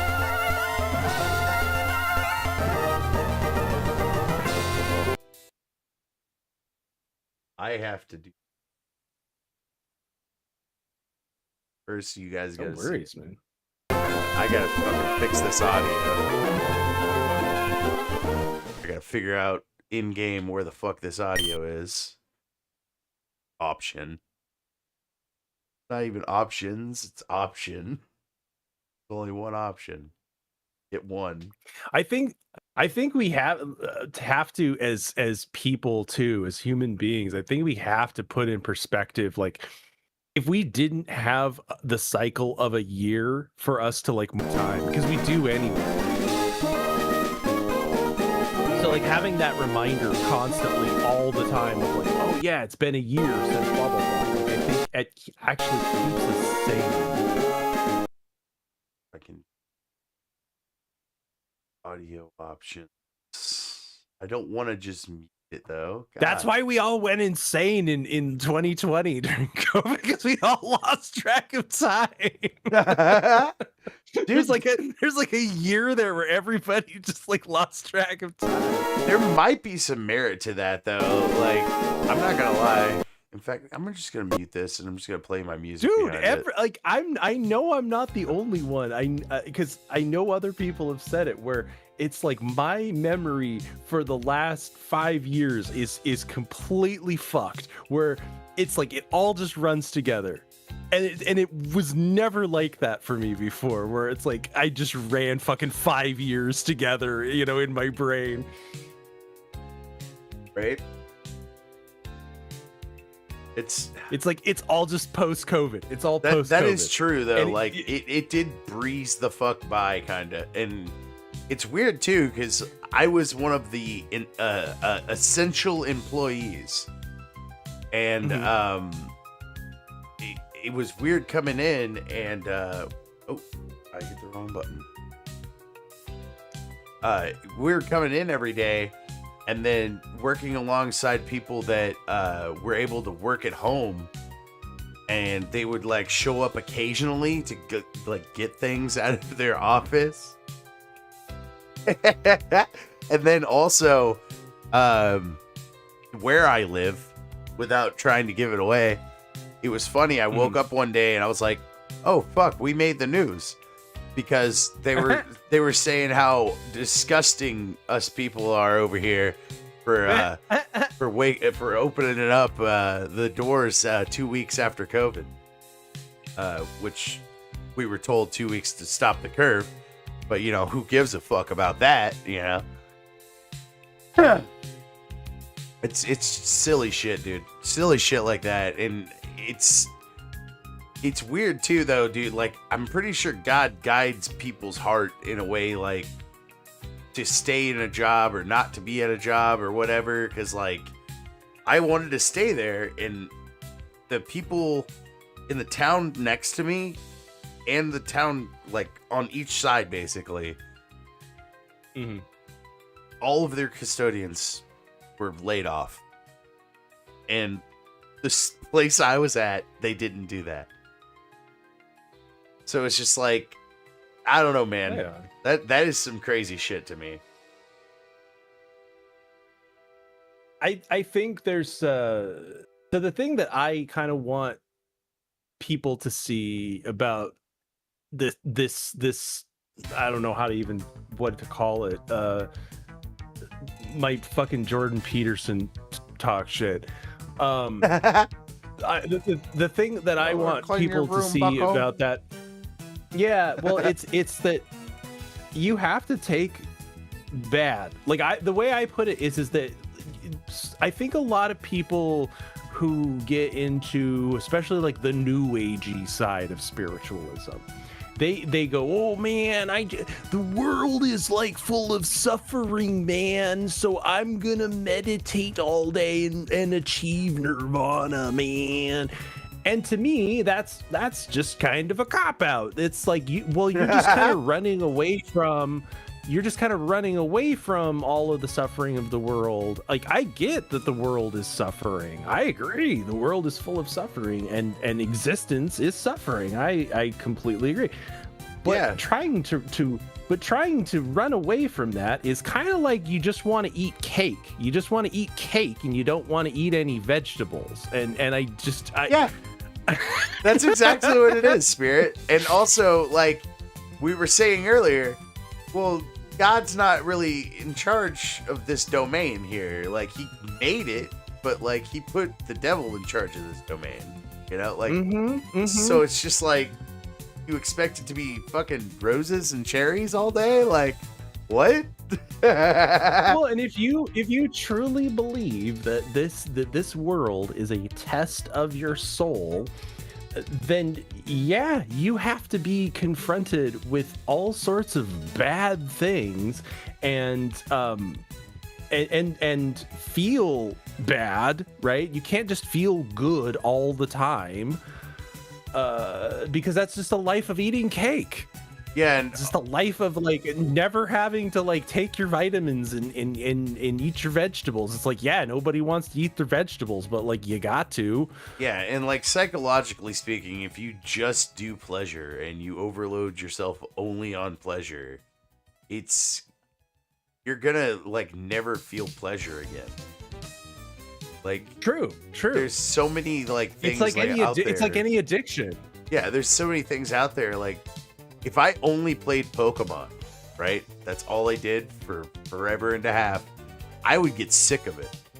I would not be able to do that. I do the green pill and I talk about weed for the first 30 minutes, but I don't do the whole show just talking about pot. That would be retarded. Okay. I can't do that.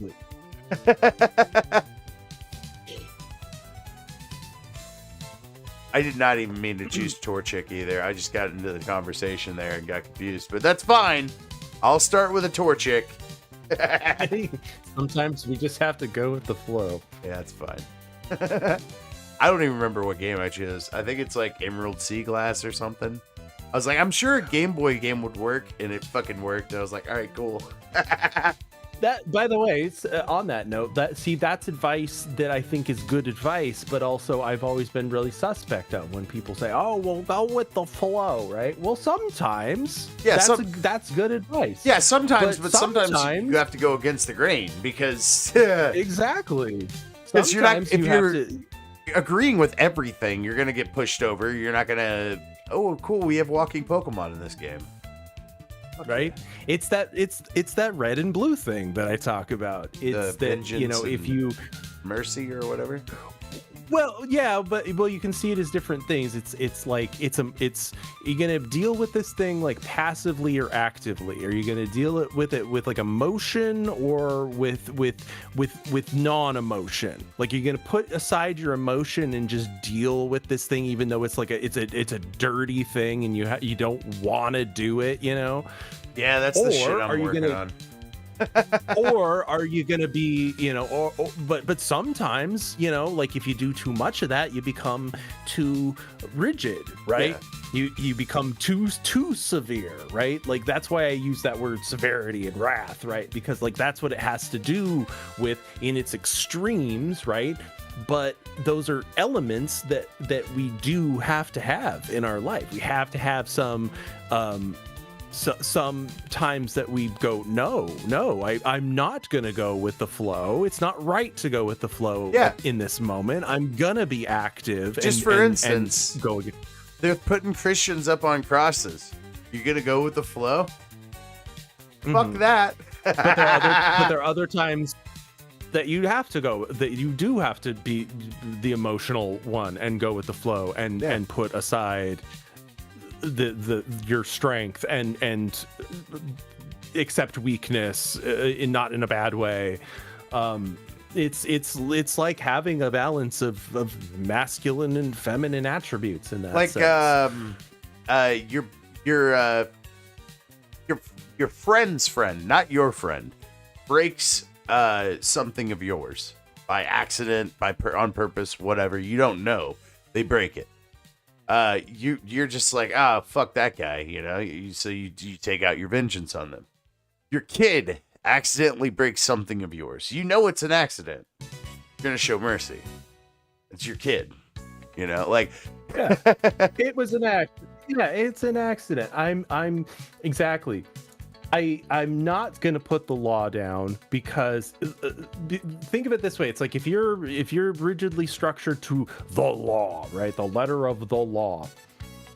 Well, then there's no emotion in that, right? Because it's an unemotional thing. Yeah. But if you're showing emotion, now you're bending the law, because now you're going, well, in this particular, and it was the intention, and he didn't mean to do it, so it wouldn't be right to charge him. It's emotion at that point. Now you're bending to emotion.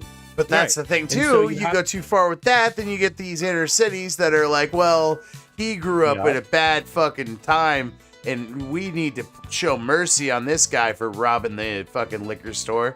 You know, this guy, he had a rough time. It's by no coincidence that they use red and blue for the political parties. Yeah. But why isn't libertarians green? Because the Green Party's green. Because yellow. Because they're yellow. Because it's like gold, and gold represents like wealth and prosperity. I mean, purple does too. Purple represents royalty because it's a blending of red and blue. Okay. Here's another aspect. I don't know if I've told you this part before. I talked about this a long time ago on a stream, but I don't know if I knew you back then. So in the Bible, so before they have the temple, when the Israelites are in the desert and they are carrying the Holy of Holies in the ark, right? they have what's called the tabernacle. And it's like a tent, right? And it's what they keep the ark in. And so the Holy of Holies, the place that you're not allowed to go except like on Yom Kippur, and only the priests can go there. It's like it's God's domain, right? And that is separated by a veil of crimson and blue. So the wall, the veil that separates the physical world from the unmanifest spiritual realm is represented by this veil of red and blue, because in the material world we're subject to this duality of this red and blue system, like, if that makes sense. Fucking nuts. I mean, it's kind of crazy though. Like, okay, so I don't tell this to a lot of folks, right? But I have a tattoo on my right arm. Got it whenever I was younger, but I lied to my girlfriend. I was like, no, it's our favorite colors, red and blue. And what it really, in my mind, represented was the duality of man. It's the wrath, Yep, and the fucking compassion that a man feels inside of him whenever they're trying to do shit and make decisions. And that's the decision-making process that you have to do as a person, as any fucking sort of man, mankind. Any person out there has to make that kind of decision. And so, like, I have this dumb tattoo of a smiley face. One of them has, like, crooked teeth, and then the other side is, like, a fucking rollback smiley face. And it's, like, fucking half and half. One side's fucking nuts, the other side's normal, but always expected to smile. I don't know. That's what my tattoo is. Something stupid. Whenever I got married, I added a top hat. I had a top hat, and I got married on 420, so it has a 420 like size card on it. Oh, nice. Yeah. I was gonna say too, when you were describing the red and the blue circle thing. Also, what's the flag of South Korea? It's a red and a blue yin yang. Oh, really? Okay, I didn't know that one. Nice. Yep. It like, we intrinsically know this. It's not even, I don't even think that this is something that, like, they program into us necessarily. I think it's something we just kind of intrinsically know, that anger, right, is red. That strength and vitality is red, like blood, right? When we are showing, like, aliveness, it's red, right? Okay. When we're showing compassion, sorry, when we're showing compassion, no, you're good. When we're showing compassion, it's blue, like tears. Yeah, that's fucking nuts. That's a good way to think about it too, because it's easy to remember. Fuck. I mean, I know tears aren't literally blue. Well, but yeah, that's but how yeah, we, like in a cartoon, it's gonna be that way. Like that's way. But that's how we that's perceive the thing it. In cartoons and animation, that's how people perceived it. So that's how they animated it. That's how they fucking put it onto paper. That, by the way, what I just told you there about the tabernacle and the red and the blue and all that, also proves that theory about how the ancient people didn't see the color blue is all bullshit. Wait, what? That's a thing? Do you know that theory? No, I don't know that theory. They didn't know that they didn't see the color blue? Is that what you're saying? So the conspiracy theory goes. Hang on, I got something. Yeah, dude, this is actually goes very deep, because, like, this is not like a this is not a fringe thing. Like, this is a pretty mainstream thing. I'm actually kind of surprised you haven't heard of it, because it seems like something that you would be into. Unless I just accidentally did hear about it, but I don't know what the fuck you're talking about. I don't know. Let's hear it. What's up? So, if you look for "Did Ancients See the Color Blue" on YouTube, you are going to find a ton of videos. Some with probably here. I'm gonna check right now because I guarantee you the top one has at least 1 million views. What the fuck? This is some flat Earth shit. Like, what the fuck? We didn't see the color blue ever. Hey, buddy. It's not a Hey, thing. buddy. Top one. 9.2 million views. Second one. John in the chat. 2.4 million views. John in the chat. I still don't think those dirty Philistines could see the color blue. But they had a name for people. it though. That's okay. So let me explain what it is before I explain what it is. Those Philistines So- were fucking. Those Philistines were fucking poors. They couldn't afford the color blue. So blue, the pigment blue, it's like a dark purple. Okay, like if you use paint, like blue paint, is like before they made like cobalt blue and that, but like now we're getting all fucking paint nerdy. But prior to that, like they used ground up lapis lazuli, however you say that, lapis Lazuli. And which, by the way, is where azul comes from. So there you go. They did have names for it.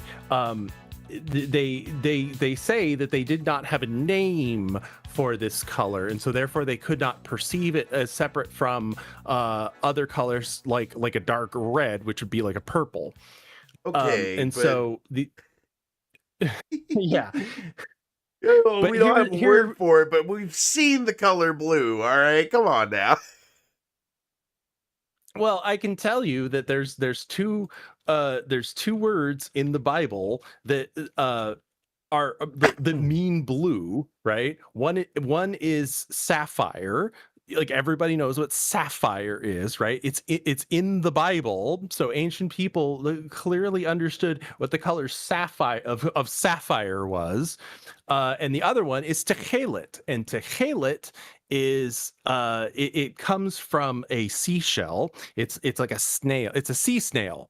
And if you've seen the Israeli flag, you've seen techelet. That it's that color.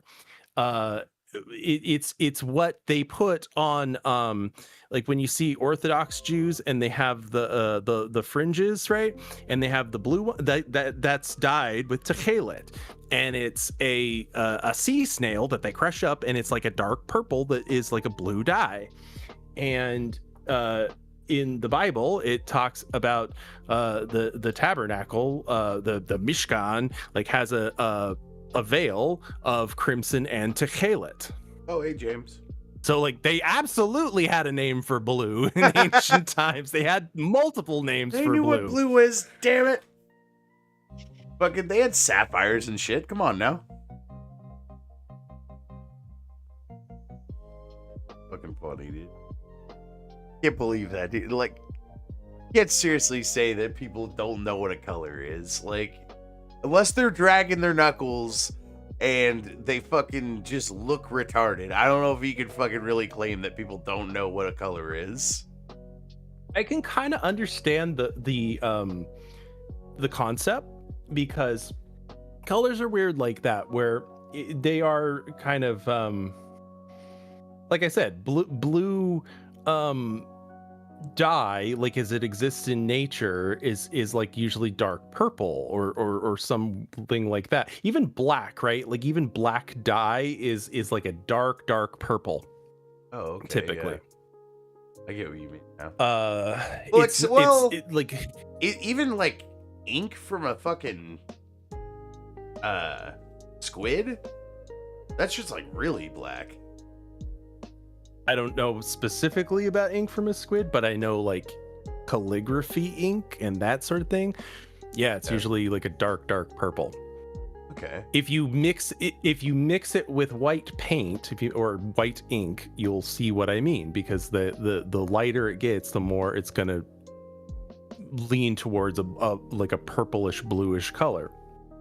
Oh, okay. And so I get where the concept comes from, in that, oh well, they didn't have a name for blue because it kind of fades into purple, and purple kind of fades into red, and like black is also kind of like in there, and the color, like, okay, think of the color of the night sky. If you can go somewhere where there's not like a super lot of light pollution, there's a beautiful color that the sky makes right at dusk, where it's almost black, but it's not quite black. It's like a purple color. Yeah. And right, and I believe scientifically it's blurple, but yes. Yeah, I think you are correct. Blurple is the technical name for that. And so I think the theory comes from that ancient people really saw blurple instead of blue. But like I said, they clearly knew what sapphire was. They clearly knew that this sea snail made a blue color. Yeah. So. Oh, let's get this oddish.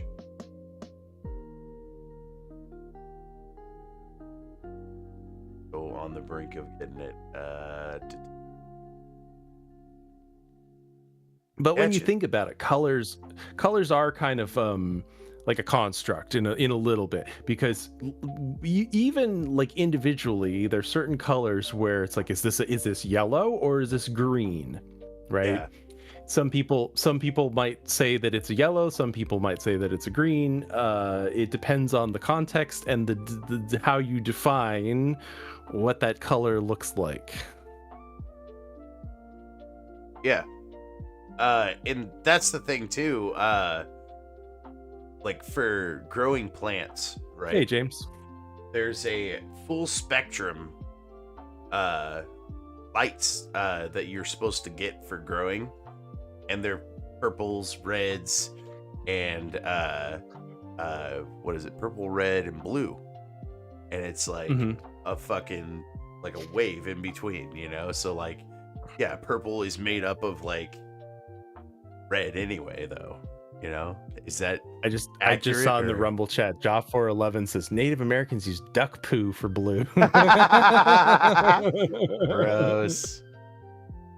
Yeah. I believe it. I think I they thought use duck poo is berries and white. shit, but like, I was fixing to say I don't know what color duck poop is actually. I was trying to think, like, I would what color assume they is poop duck? in the water. I don't know, man. Have you ever been to a park with ducks? Like, they shit wherever they want. That's true. But like ducks are wild in the water, dude. Like, have you ever seen a duck go upside down to go get a fish? Shit's wild as fuck. Little feet are like flopping and shit. They're like, ah.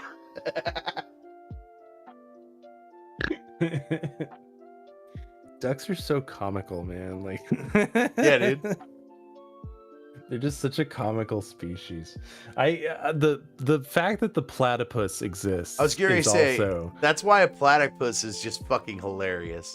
I have to believe that there's some kind of that's either the product of some kind of mad super scientist. I need to make a beaver duck.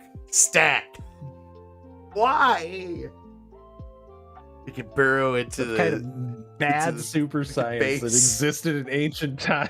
We're gonna strap a camera to it and a bomb. Or God has a sense of humor. I honestly think God has a sense of humor, and that was his way of telling us. You know, he's just like, hey man, Platypus, yeah. check it out. Extra parts made this thing, and it's fucking dope, isn't it? And it's like, no, it's not. It's weird. I don't like it. Also, I think we weren't supposed to eat lobsters. I kind of like lobster, but like, I don't think we're supposed to eat them. God really I tried agree. to make it to where we wouldn't eat them, you know? Just like I threw them way the fuck down there. I ain't fucking with that. You ain't eating them on my watch, and we did it anyway. We control nature. He told us to too, though. You know, God was like, "Hey, control nature," and it's like, "All right, that's fine. I'll do that." Oh, what the fuck? Oh, dude, there's Pokemon search in this game. Let's go. Oh, I scared it away.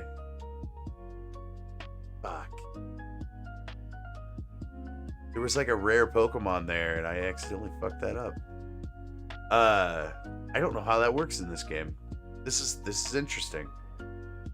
Dude, these ROM hacks are wild. Fucking, why is it that fans of games usually work on games harder than the actual devs? I don't understand that. Well, because they do it for the love. I mean, you're The getting love paid. of the game. You're getting paid though, motherfucker. But when you're getting paid, you're gonna do the least effort, you know, to not get fired. I guess.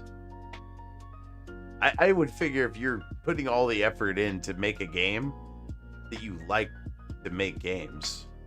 Like, it's a passion, you know? Because it is a lot of work to do. I'm sure it is at first until, you know, like Until it just like grinds. anything. Yeah. It's just like anything.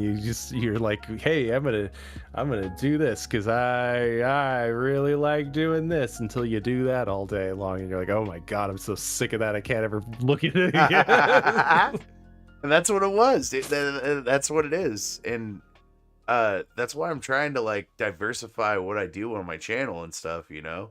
It's not that I'm like trying a bunch of different shit or whatever necessarily. I'm just having fun doing what I want to do. You know?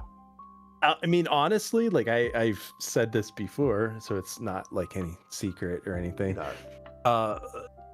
Part of the reason that I mean, there's a lot of reasons that I quit doing Lowberry, but for me myself, one of the big reasons that I didn't want to do it anymore is because I'm like, look, I enjoy some of this stuff we're watching, but I'm getting sick of a lot of it. Oh yeah. And I've boxed myself in this format where now if I switch over and I start doing the stuff that I do on Moose Heaven now, people are going to get me mad because they've come to expect a certain thing if I just switch it around. So I have to kind of go off and do something else now, because I can't just like reformat this show now because people expect a certain thing. I get what you mean. That I don't really want to do. I don't really want to watch because I'm sick of it.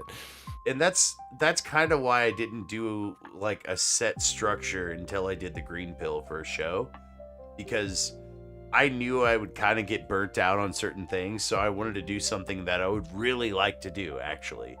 And that even if I was burnt out on it, I could just look up a strain and be able to cover that strain and read it off and do the thing, you know? And and that's the like, thing same too. thing with... Part of the thing is, when I made the channel, I specifically called it Prof.Grass. That way I could do whatever the fuck Prof.Grass wanted to do. That way, whenever somebody comes in and they're like, they don't read the title, for instance, and they're like, oh, this fucking nigga, he's playing Pokemon. What the hell is this guy doing? You know, why is he playing Pokemon? I thought he was going to do the green pill. Thought he was going to be watching movies or whatever, you know? That's why I title everything. That way motherfuckers know what's going on and everything. But you know, people don't read or whatever, you know? Not anymore. Yeah, most people are dumb.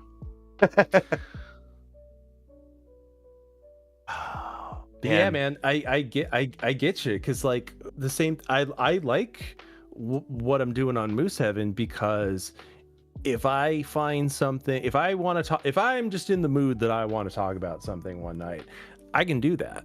You know, I can just completely stop the show and like not do any news or anything, and I can just focus on one thing that I want to rant about or whatever.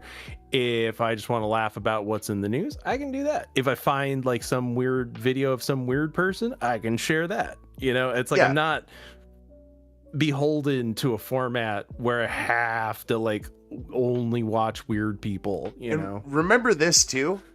If you feel like, oh man, people are gonna not watch this, they're gonna hate this thing because it's something I've done. Like, for me, I'm playing Pokemon right now, right? I know that some of my audience does not like it whenever I play Pokemon, including my fucking one of my sponsors, CBDX.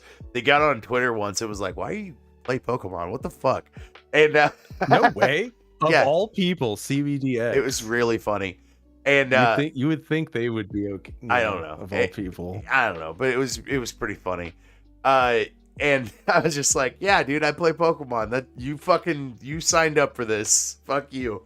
And I went back, still did my shit or whatever. But I wanted to say, when you're doing shit on YouTube and whatnot, man, don't get discouraged on like, I'm putting this out, I'm putting this out. I'm not a YouTuber that just does Pokemon, you know? So like, I'm doing this right now. This isn't just what I do, you know? Remember that in the back of your head, so then you can freely switch to whatever topic, whatever thing that you want to do. You wanted to start a game show tomorrow on your fucking channel, you could do it, you know? Like, just do it, and then like the audience for that will show up. And I've found that out on my channel. Like, there's certain things that I'll do that, like, if I did a fucking green pill tomorrow, there's gonna be the green pill crowd. If I do a gaming stream tomorrow that's like guns and fucking blood and violence, like I love or whatever, there's gonna be a fucking crowd for that. And if I do a fucking high stream where I'm watching some Adult Swim and some anime, I know there's a different crowd for that. But there's always different crowds, and it's fun to try to diversify that. If I could schedule better, sure, I would actually have a written out schedule. But every time I've wrote out a schedule, I was never able to follow it ever. it's funny you say that because like I was actually kind of a bit self-conscious for a bit about talking about the aforementioned Jordan Peterson. But I say that, but Jordan Peterson's such a piece of shit, man. Yeah, I hate that. I hate that guy. don't get smacked out on benzos, you know. Because I actually do give a shit about that stuff, and when I hear him talk, I'm like, dude, I could talk rings around you and make you look like such a retard, and like people think you're fucking, you know. Spirit goes in there and he's just like, I know more than you. Fuck you. Dude, I get that, like, around him. I'm like, no more than you. Shut the fuck up. All right, I'll do that. But yeah, but what I was gonna say is like I realized that like I got a little self-conscious like when I first started talking about that stuff, because I kind of tested the waters a little bit to see if like people were interested in that stuff. And I felt like a couple, you know, maybe I got a little pushback on it. And I was like, okay, maybe people aren't ready to hear some of that stuff. I get it. And also that shit too. Fuck them. If you want to talk about it, do it, because then you'll find other people that are interested in it. And they're gonna fucking unsubscribe because they didn't really get offended by what you did or whatever, unless they did. And then in that case, that's what that's kind of my thought about it too. It's like, well, if they unsubscribe because of that, then I guess I don't care. Yeah, like it's as far as what you're willing to take it, man. Like I don't really put up with much shit, dude. Like, when Canada was really feuding with America, I lost some Canadian subscribers. And I kind of felt a little bit bad, but like, I kind of tore into this Canadian chick that subscribed, because it was like, you're trying to talk shit in the chat, and it's like, all right, homie, I see you. I'm America. Knock, knock, motherfucker. Mm-hmm. Oh, I'm sure I have lost subscribers. I'm sure I've lost viewers for my opinions and views on the Middle East. I'm sure. Oh my God, dude, Spirit. I know you said that you don't give a shit about South Park, but they did a really funny episode that I think you might actually enjoy. I heard that like the last couple have been pretty. Well, this newest one was pretty fucking funny too, because like they were talking about, like, okay, so like there was a turkey walk or turkey jog or something, and fucking Saudi Arabia was the I heard about that. Yeah. Yeah. sponsor for it. They were gonna give out That's $2,000 hilarious. to the winner, and like everybody in town was trying to get to $2,000, and they were just like, "I want Saudi Arabia's money." God damn it! Very funny. That's so funny. And honestly, that's really the least I ask of people when it comes to the Middle East stuff. Is look, you don't have to agree with me. You don't have to like all the same things I like or whatever. But at least have nuance. Like at least see that there is not just like one answer to this, and it's like it's James or the problem, like because that's always where it goes, right? Yeah, I get what you mean though. Hey, Spirit, I know that's an overly Actually, you simplistic can't- answer for anything. you can't even see what's going on in this game here. Hang on. Name this thing. Since you're here, name this thing. Let me see. It's an Azrael, and it's gonna turn into a Meryl. Still loading. Give me 1 sec. It's a water bear kind of thing. I just see a green screen on my end. Oh, you do? Hang on. Yeah. How about now? Nope, still green. Fuck, hang on. Just a big block of green. Just a big green pill. Yeah, what about now?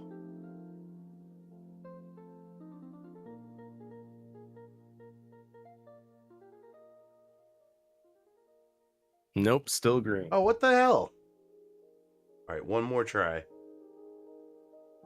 Probably my fucking. I can look on like Rumble on the playback. All right, I was doing screen. Let's see if it does the applications. If that works.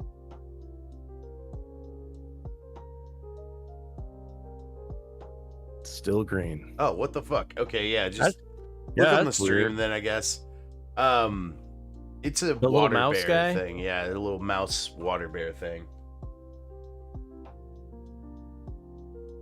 It's a boy. Do I know what it is? It's an Azrael, and then it turns into a Meryl, and then it turns into a Asmeril, but I don't know if it goes that far in this game. Honestly, I don't know.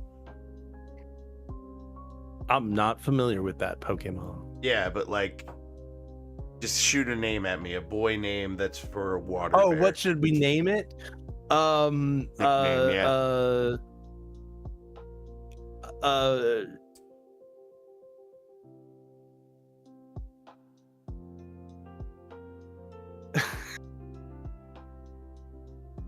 Aquakuma. Yeah, man, I'm going blank right now. Right? I'm trying to name him, but I'm like, ugh, fuck, I don't know.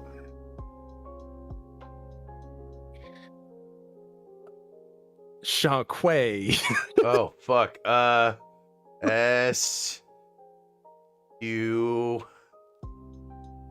Shanquay. A H Y Shaqua. Shanquay. There we go. All right, I'm gonna heal up It's the spelled team. with a dollar sign. Oh fuck! I didn't do the dollar sign. It's spelled with a dollar sign and an symbol. And an ampersand. That's fucking awesome. Shanquay. Oh, Alex in chat, he was just like, "Yo, he didn't say this whole thing, but he's just like, he spent so much time. He's like, I just got one, called it Azul. Felt right. Yeah. See, Yeah. you gotta help us out, Alex, because like I'm trying to name the ones that I pick up for this team, but Man, I don't fuck it up. I'm like I'm high and full of pie right now. I'm Oh, not yeah. using my full thinking brain. dude, the problem is too, like I'm playing this game and shit, and I've been doing it for a little bit now, I'm probably gonna go back in there and eat more pumpkin pie before I go to bed. It's probably gonna happen. It's definitely gonna happen. Oh fuck! I'm gonna eat that whole fucking pumpkin pie. Oh, dude, it's bad, dude. It's worse. It's little like fucking bite-sized pumpkin pies my wife like cut out and like put whipped cream on top. Oh fuck! It's the worst. I am not a fan of pumpkin pie. Oh man, that not really fake into ass, yam ass, fucking canned ass, whatever the fuck, store bought pumpkin pie. It's got to be that garbage. That's what I need. I was just about to say, like, if somebody makes a pumpkin pie, then we're talking. But if it's the aforementioned generic store bought, then no, thanks, friend. Oh, yeah. It's all yours, man. It's like $1 honey bun. Both of them are garbage, but they're fucking delicious. Yeah, not for me. It's too sweet. It's too much sugar. Dude, if I had like coffee though, like that's the way to do it. If I have a ridiculous like sweet pie or whatever in front of me and I get a little bit of coffee, oh fuck, that's a time. I like pumpkin cookies. Like pumpkin cookies are bomb. Oh, like really soft ones? I think I know what you're talking about. Yeah. Fuck yeah, dude. Oh, I make some fucking stuff my grandma used to make called pumpkin we're on pumpkin. Or pumpkin bread is good. Oh fuck. My wife makes some good zucchini bread too. That shit fucking Zucchini rules. bread's good. Banana bread is good. Yes. But fucking potato candy. I'm getting close to Christmas, and around Christmas time, I start making potato candy.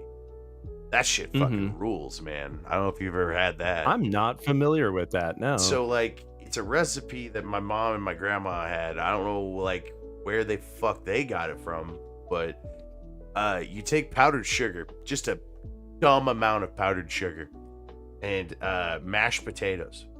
Mash those potatoes up, and then you fucking put the powdered sugar into the mashed potatoes, and it makes this dough.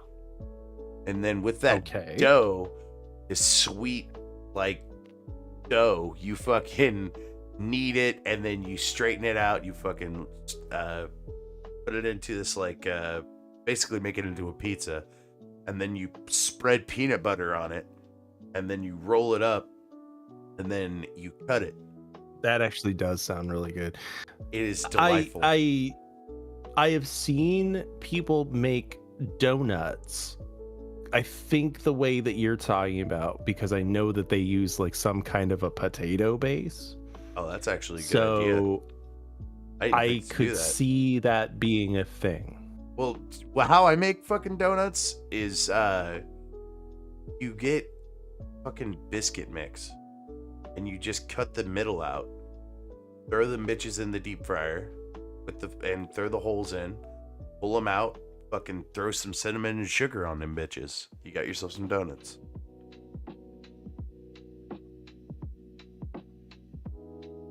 Are you talking about like the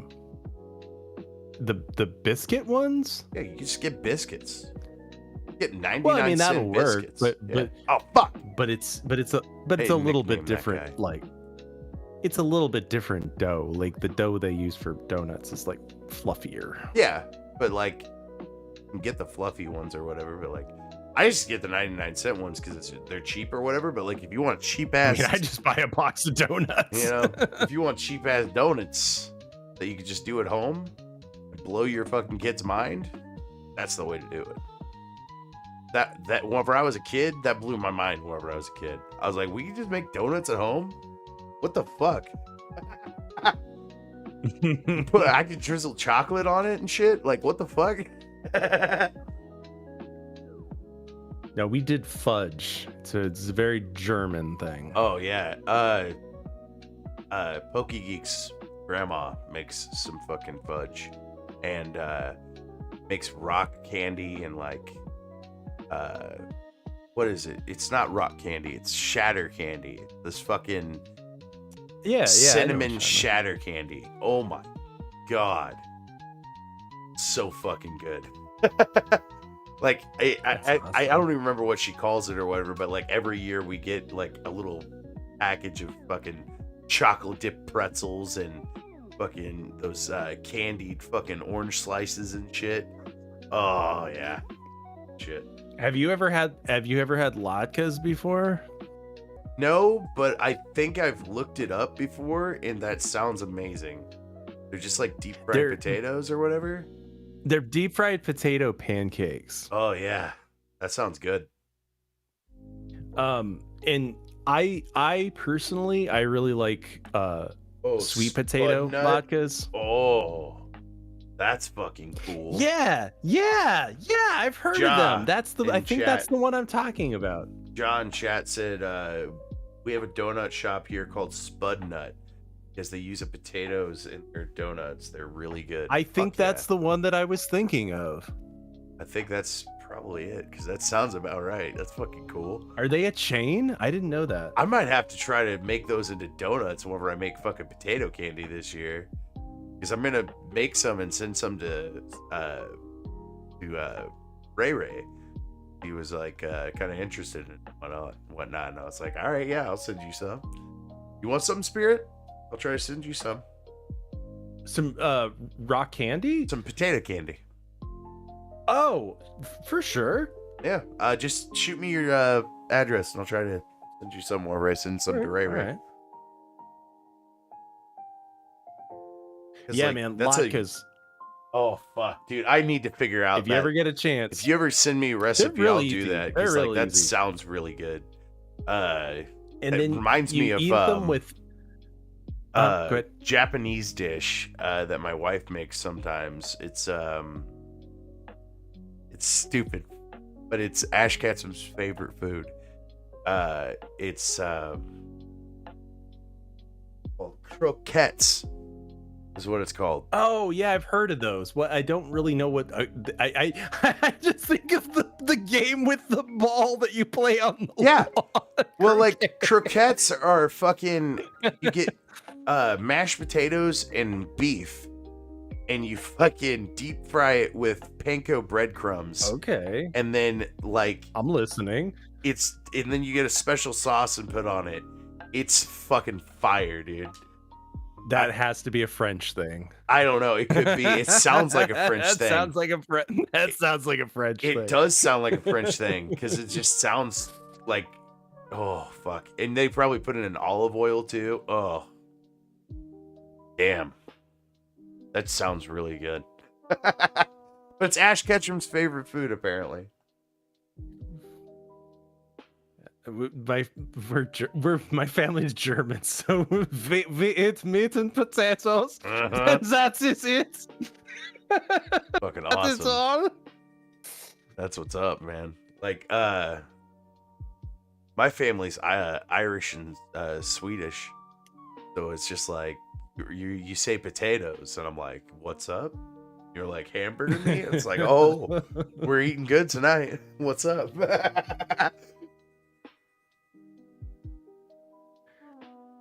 Was is this vegetable? Is this a vegetable that turns to sugar? It's local. Fucking amazing. I didn't know that.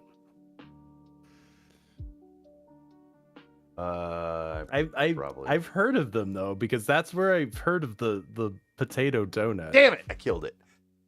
Oh man. Yeah, I'm gonna have to try that though. Whenever I make that candy and try to make a donut out of it. My wife's gonna call me fat, but I'm gonna try it anyway. She'd be like, "What are you doing? Are you deep frying that? Why are you doing that? Stop doing that." Dude, you know it was one of the best, like most indulgent things I've ever eaten. I had a deep fried Reese's peanut butter cup one time. Oh my god. Oh my god, Tell us dude, about it was it. one of the best things ever. I'm not a fat kid. Like anybody who's known me, anybody who knows me knows like I am not a fat kid by any stretch. And I don't really have like that big of a sweet tooth either. But oh my god, dude. They like put like powdered sugar on that shit, and they like drizzled like hot fudge on top of it. Oh my god, it was so good. Fucking hot fudge on it too. Oh. Yeah, that would get fucked up. That would get fucked up immediately. It was one of the big ones too, like the if you know what I'm talking about, like they have like the Christmas the ones, jumbo, or like the fucking normal big ones. Well, like they have like a like you can get bigger ones. Like I don't know if they're only around Christmas time or what, but like you can buy like bigger Reese's peanut butter cup ones, like the that king sized ones or whatever. Yeah, the ones that are the like as big around as like I don't know, like a coffee cup or whatever. Oh, okay, yeah, the big cup is what it's called, I believe. Yeah, it was one of those. Okay, so the Christmas one I'm thinking of is like retarded sized. Like it's like the fucking size of a window. Like it's stupid. The size of a window. Like have you ever seen seen those? the Like the big chocolate bars and shit? Fucking stupid. I've seen the big gummy bears, like where they have the ones that are like Oh the my size God. of like I've seen those too. the size of like a water bottle. Yeah, I've seen one that was like the size of a fucking kid. I was like, whoa. Yeah. Imagine giving that to your fucking grandson or like your fucking nephew or whatever, you know? Like they would freak the fuck out. They'd be like, dude, I can like hang out with it. This gummy bear is my new brother. Yeah. I'm gonna fucking play video games with it and shit. I'm gonna go play in the dirt with him. Oh god. They do that, dude. They totally do that too. They just roll it around the fucking dirt and hair and shit. They're just like, oh, this is yucky now. And it's like, yeah, no shit, it's yucky. Fucking rolled it all over. Dude, we all did that as a kid at some point in time where we all went, oh, I'm never doing that again. Yeah. That's how you learn, though. They You opened make shop mistakes. in 1948, huh? Oh, the potato? The donut place, yeah. Oh, yeah. That's I'm gonna have to seek one of these places out now. I have like I have a weird fascination with donut shops because I think that they have like I don't really do photography. I did like in college, like I took photography class and stuff, but like I don't really do photography, you know. Yeah. But if I ever did, the project that I always have wanted to do is I want to photograph various donut shops across America. If you're not a fat kid, And spirit. and like I didn't say I wanted to eat the donuts. I said I wanted to take pictures of them. You need to bring me so I can eat the donuts all the way. Exactly. We're gonna travel across America taking pictures of donut shops. my and I'm God. gonna put together a coffee table book of donut shop. It's actually a really good idea. Yeah, Like, that sounds pretty kick-ass, actually. nobody steal my idea. Because then you have it as a coffee table read or whatever, and they're just like looking through all these pictures of donuts, and they're like, why is there just a guy back there in a lab coat snarfing all the donuts? Well, and donut shops have like just a very, some have like a regional flavor, some have they all have like kind of a quality to them, and they all have like kind of a timelessness to them in like their architecture. None of them are ever new. None of them are ever like this like postmodern like icky communist architecture. It's always like vibrant, weird, eclectic Americana architecture. I got one in my town that's kind of fucking commie looking. That's why I don't use that. Yeah. I don't go to it. Like, I don't know, it could be like good or whatever, but like the one time I tried to go there, I went through their drive-thru and it was like early in the morning. I was trying to get to work. And I was like, yo man, I just need 2 donuts, one plain, one with chocolate. That's it. And they were like, all right, pull through. And I'm like, all right. I sat there for like 10 minutes. And then I was like, hey, man. How long does it take to get a donut? How long does it take to just like grab a donut? Are you like baking them right now? Like, what's going on? They're like, oh, we never took your order. And I'm like, what the fuck? And I'm like, I'm never coming here again. Fuck you. And I never did. And then I found out it was a chain. So I was like, well, fuck them. They're not even local. I'll go to the cookie shop. At least they're a fucking local fucking chain. Or not a local chain, a local shop, rather. Well, and that's the thing, is that chain donuts places, like if you have a Dunkin' Donuts fucking sucks, man. Like it was like, Donut I'm not Palace. talking about Whatever the fuck that Donut is. Palace. Yeah. It's But a it's smaller like, chain. but your local, like, I don't know. your local like mom and pop donut shops, it's I don't know, man. Like, and I want to like photograph them like early in the morning, like right as the sun's rising. So every one of them, you're seeing them right at this golden hour, right? Like as the donuts are cooking up. Oh for yeah. the, you know, you want to get the smells get in sold too. at. Mm-hmm. Let's see. It's a, like I said, I'm not like a real photography person, but if I was ever going to do a photography project, it would be that. Yeah, dude. That's kind of kick-ass, dude. That makes sense. Like, I just want to find like really interesting looking donut shops across America and just take pictures of them right at like, you know, yeah, right 4:30 in the morning. I was gonna say right as soon as they fucking start to roll out the fucking donuts off the conveyor belt. Like, yeah, that's tight.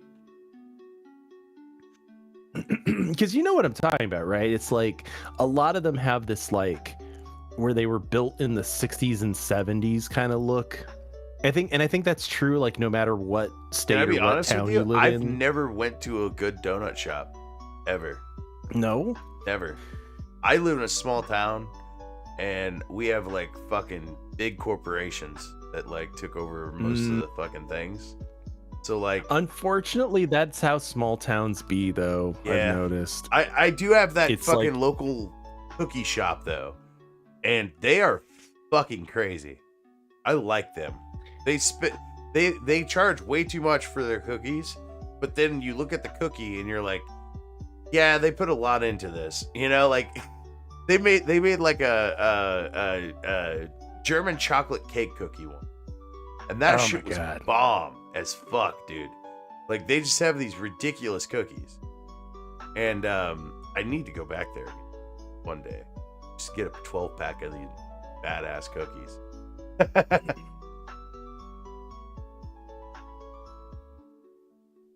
Flower shop.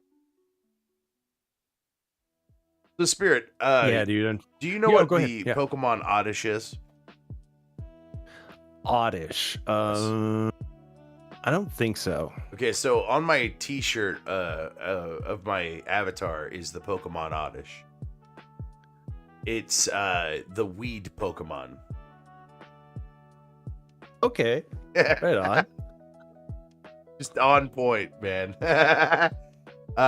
It's See, I love that you put thought into this stuff. Oh yeah, dude. And it's the weed Pokemon specifically, it's got a split evolution. And whenever I have a female, usually I try to evolve it into a Bellossom, and then if it's a male, it's gonna be a Vileplume. So it's like a split evolution. You could go two different ways with it, kind of thing. And the origins of Grass, in a way, was that I was trying to think of a character that would just be obsessed with Oddish. Be obsessed with like how like Oddish work. Because like I found Oddish to be an interesting Pokemon that I just never used. And fucking Oddish is actually kind of interesting. When you look at the Dex entries and shit for it, it talks about like it's based off the Mandrake plant, first off. So like if you know what a Mandrake is poisonous, right? Yes, it's a grass poison type Pokemon too. So like it's all on point shit, and it's really cool. And also it can learn the move moonlight, which gives it health. And in the Dex entries, it talks about how during the nighttime, this weed plant will get up out of the ground and start walking around, and it's a nocturnal kind of creature. And it's also funny because cannabis plants are kind of nocturnal in a sense, because they when you do the light cycle for buds, when you shut off that light, they start to produce their buds and trichomes for THC and all these cannabinoids that grow the plant bigger and better and stronger and all this other shit, because they're trying to go and find the light. So like, it's kind of like these plants are wandering around trying to find moonlight and extra light to like absorb and shit. So like, you ever like find that shit just fascinating though? Yeah. Like what is that? Why is it that we live in this like digital age, this age where like AI can like tell me all this ridiculous crap, but it can't tell me why I can put a seed in the ground and it will find its way to the sun? Yeah, dude. Yeah. It's like, that seems like the simplest thing on earth, right? But and there probably is some, you could describe like the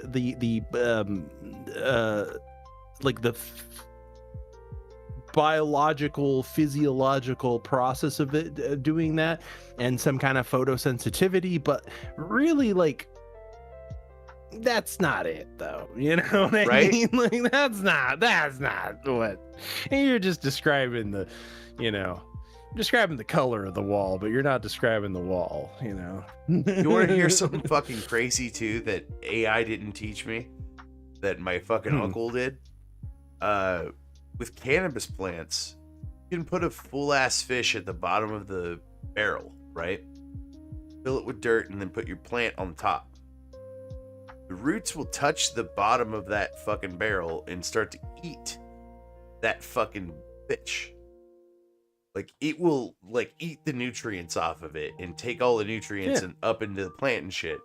Now, that's what the Indians taught the Pilgrims. Well, that's what the Indians taught the Pilgrims. Yeah, that's what we learned in school, at least. Yeah, but like, we're supposed to. How fucking cool is that, though?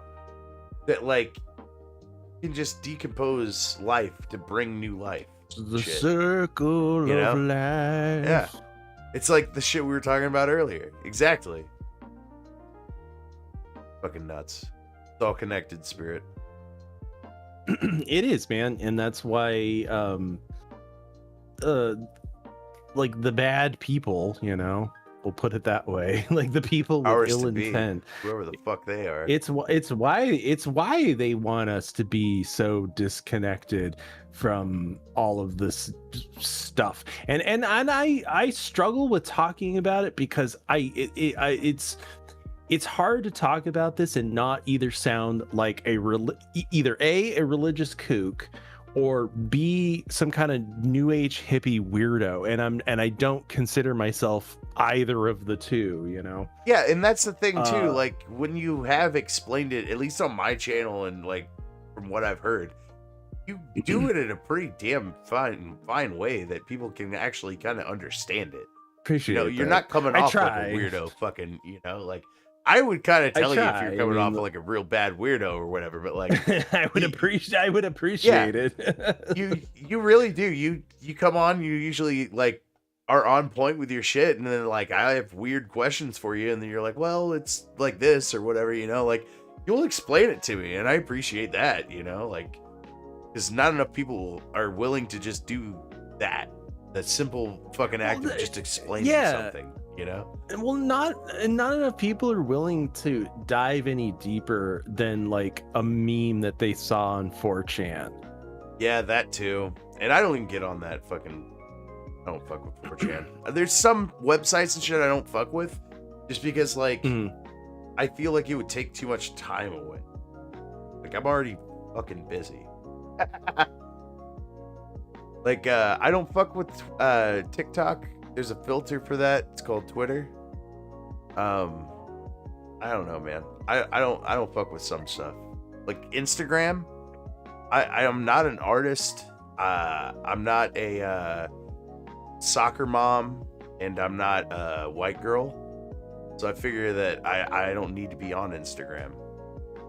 You know? Mm-hmm. No, fair enough. I don't have any social media either. I don't need it. You know, why would I? Like why would I? I have X so I can share out my stream, and I now stream to X because I'm buying their fucking premium shit so I can stream on X. And some people actually do watch over there, which is kind of surprising, but you know, whatever. That's cool. Well, hello, X. Hello, X people. I can't see your chats. You have to try harder. Go to YouTube or Rumble or Twitch. Please. Yes. I think what it is like. I think what it is too is that the world is shitty and it's awful and it's and it's filled with all these horrible things, and so we do want to get away and have levity and just laugh about things. But I think there comes a point where if that's all we do, then it's that red blue thing. It's like we're just going to one extreme instead of the other. Yep. We're just eating cake because we don't want to face the bad things, and we don't want to talk about and bad things in this sense, meaning we don't want to get serious and have to talk about something that might be uncomfortable or might actually like make us have to look like serious human beings with actual like serious opinions about things. Yeah. And not just clowns, you know. Yeah, because if you're I'm fine serious being a about clown. something, if you're serious about something, then people have to take you serious more often. You know? Mm-hmm. And that's a lot of pressure to put on somebody sometimes, you know? Sure.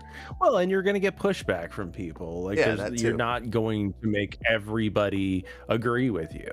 And especially if you have a divergent opinion, it's not going to please everybody, especially if they have a preloaded conceived notion about stuff that you're talking about. That too, dude. People will just stop listening immediately if they already have that. Yeah. They're going to stop listening. So this guy doesn't know what he's talking about. Exactly. So I know like I'm not going to reach everybody with that, but you know, even if I reach a few people, it's better than nothing, I guess, right? Yeah. And that's kind of the thing too. Like, you can reach just a couple of people, but like those people could go off and reach thousands. You know, if you did it right. Like if you're speaking the true, you know, you're speaking the absolute truth, then people will fucking see that, you know? Which is ultimately what I want people to see is that like, hey, guys, this stuff is ecumenical. It is beyond. I missed all always this God stuff we're talking about in Pokemon. Well, I can talk more about Poke God. Let's go. The thing that I want people to see is I had a conversation with somebody here recently. I won't say who, but we were talking about some of this stuff, and they said, well, technically, this group came up with this god or this idea first, and I said, yeah, right, but you're thinking about this like temporally in terms of like place and time and people. Truth doesn't exist. It doesn't belong to a people or a time or a group of a culture or a religion. Exactly. Truth is ultimate. Truth is like eternal.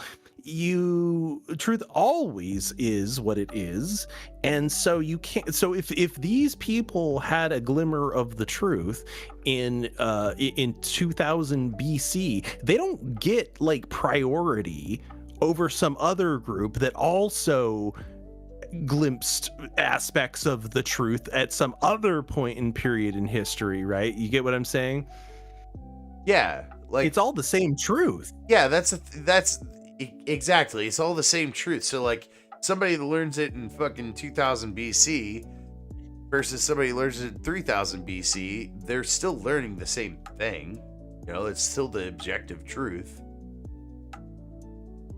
But what is truth anymore these days? Well, that's why you have to you have to search for. It's something you have to search for. Yes. It's not something that like It's something that you have to test its mettle. Can't just say something's true. You have to fucking prove it, you know?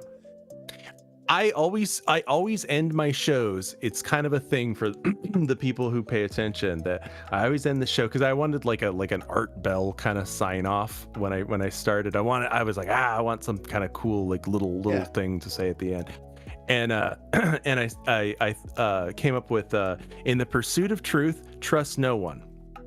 And so that's what I say at the end of every show, because it's my little sign off. And I'd say that because it's my little disclaimer. It's like, hey, any of the stuff that I said tonight, don't take my word for it. Don't take the word of anybody. Go see for yourself. Yes. Like, go prove me wrong if you think I'm wrong, Just like Douchey Nazi said in the chat too. Rabbit holes are fun. Yes, they are. Exactly. They're very fun, and that's why it makes interesting conversation when you go to search for objective truth. Because it's messy. It's not straightforward. You're not going to find it right away. And you're gonna and like I was saying earlier, you're going to walk through the valley of the shadow of death. Like, you're going to make mistakes. You're going to sin in the religious sense. Like, you're going to you have to grow as a person. Exactly. Like, you have to. If you never have to face any kind of hardship, like, what kind of growth have you actually made? I mean, just look at all these fucking billionaire kids, dude. They don't have any growth in their life, and then they become a senator, and then they're like, I don't know what the fuck to do with my life. You know what I mean? Like, that's just how it works with these fucking people, because they've never had any growth. Dude, there's literally people, you've seen them who are like, oh, you want to get rid of migrants? Well, who's gonna wipe your butt? Yeah, fuck you goddamn wipe your own ass, you dipshit. Yeah, I know. And then there's people like, well, I don't know what you expect me to do when they take away the government checks. I don't know what the fuck I'm supposed to do about that. It's like, well, fucking man up. I don't know. Fucking figure it out. Fucking do something. God. I don't have to pay for your existence. Shouldn't have to. That's fucking retarded.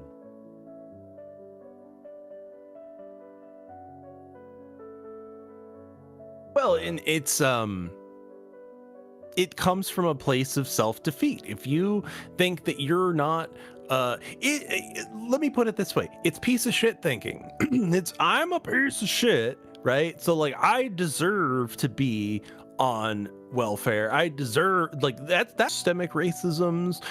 That's coming from a place of, I'm a piece of shit. What I hear is, I'm a piece of shit. I'm gonna always be treated this way, and so I'm just a piece of shit. So I don't deserve it. So okay, like, but then you got people like me that's like, okay, well, you're a piece of shit. Then we're gonna throw you out with the fucking riffraff. Then, fuck you, pal.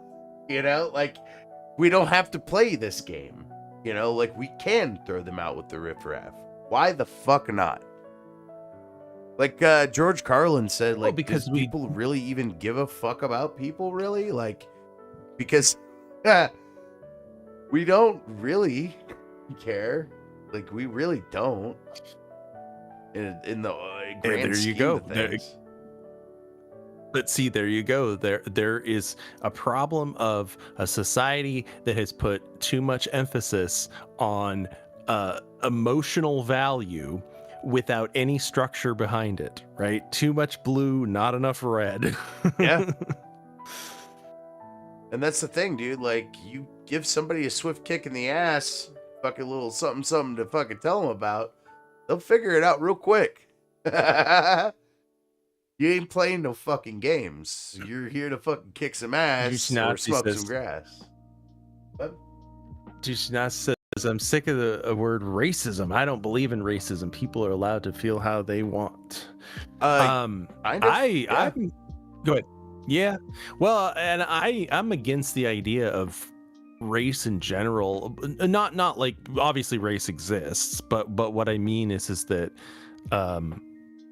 the generic race definitions, in other words, white, what does that even mean? Like, who is white? Do you mean only European people are white? Or only some European people are white? What about Persians? Are they white? They're Indo-European. What about some Indians? Are they white? Because they're also Proto-Indo-European. Like, it's a very, Yeah, they can't figure it out, dude. amorphous definition, and so I don't like it. Yeah, what I like is like how earlier I hardly ever say like, oh, I'm Irish and Swedish, you know, because like I don't feel that way. I feel like I'm an American. That is my race. I was born in America, therefore I'm an American. So anybody that is an American right now that has any fucking quarrels about how America started or how, oh, my fucking ancestors suffered or whatever the fuck, why are you complaining? You're an American. You're not whatever the fuck that is behind you. You're an American now. You have electricity. You have fucking bills paid. Shut up. Eat your cool ass cheeseburger that fucking you get to customize and shit at Fuddruckers or whatever the fuck. Just enjoy life. Calm down. Fuck. It is I get where you're coming from. The unfortunate side effect of the homogenization of America, though, is that when people when I hear certain people go, oh, you know, they took our white culture from us, it's like, who did? Who did? You did, you know, like exactly, the dude. Puritans did. I fucking celebrate Christmas and fucking Thanksgiving. I do that because I feel American. People that do not do it is because they choose not to do it. I don't understand why the fuck they're complaining at that point. You know what I mean? Well, what people are you saying who are complaining though? Well, like the people that, okay, so like, hey, you don't need to apologize for doing bong hits, douchey nuts. we're all doing bong hits. Fucking, I ain't got my bong out because that would be too expensive, but got my pipe. But no, go ahead. People that want to like complain about people that want to. I'm trying to be very careful because I'm on YouTube. People that want to complain about people that want to celebrate Thanksgiving and Christmas, for instance. I heard that there's a few people out there that do not like that. That they want that abolished in America, which feels like you're wanting to take away American things from Americans. I don't like that very much.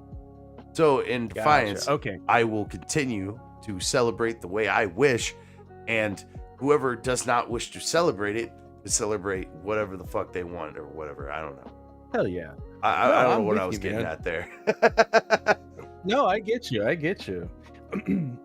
Like I said earlier, I fundamentally believe that no matter if you're Jew or Gentile, if you're pagan or atheist, if you celebrate some form of Christmas Hanukkah, it's all the same thing. Yeah. It's about bringing light to darkness. It's about the sun, you know, coming back in the midst of the darkest times. It's about death and rebirth and renewal and being thankful for what you have and looking back on the year and reflecting. Exactly, douchey Nazi. And nobody should silence anybody for saying anything either, because that's part of what our fucking founding doctrine is based upon. That you have your choice of whatever the fuck you want to say.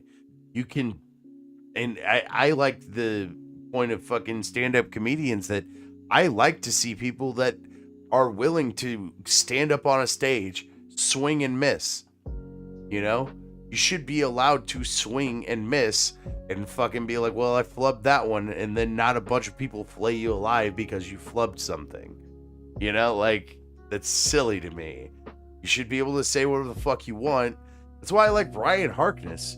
That guy pulls no fucking punches, and he's out there fucking trying to put on the funniest show that he can, you know, like, with the cards that he's able to play, you know, like, he still has his other cards, and he'll play them whenever he wants to or whatever, but, like, he knows that, you know, he'll get slapped on the face if he does it a little bit too much on the YouTubes or whatever.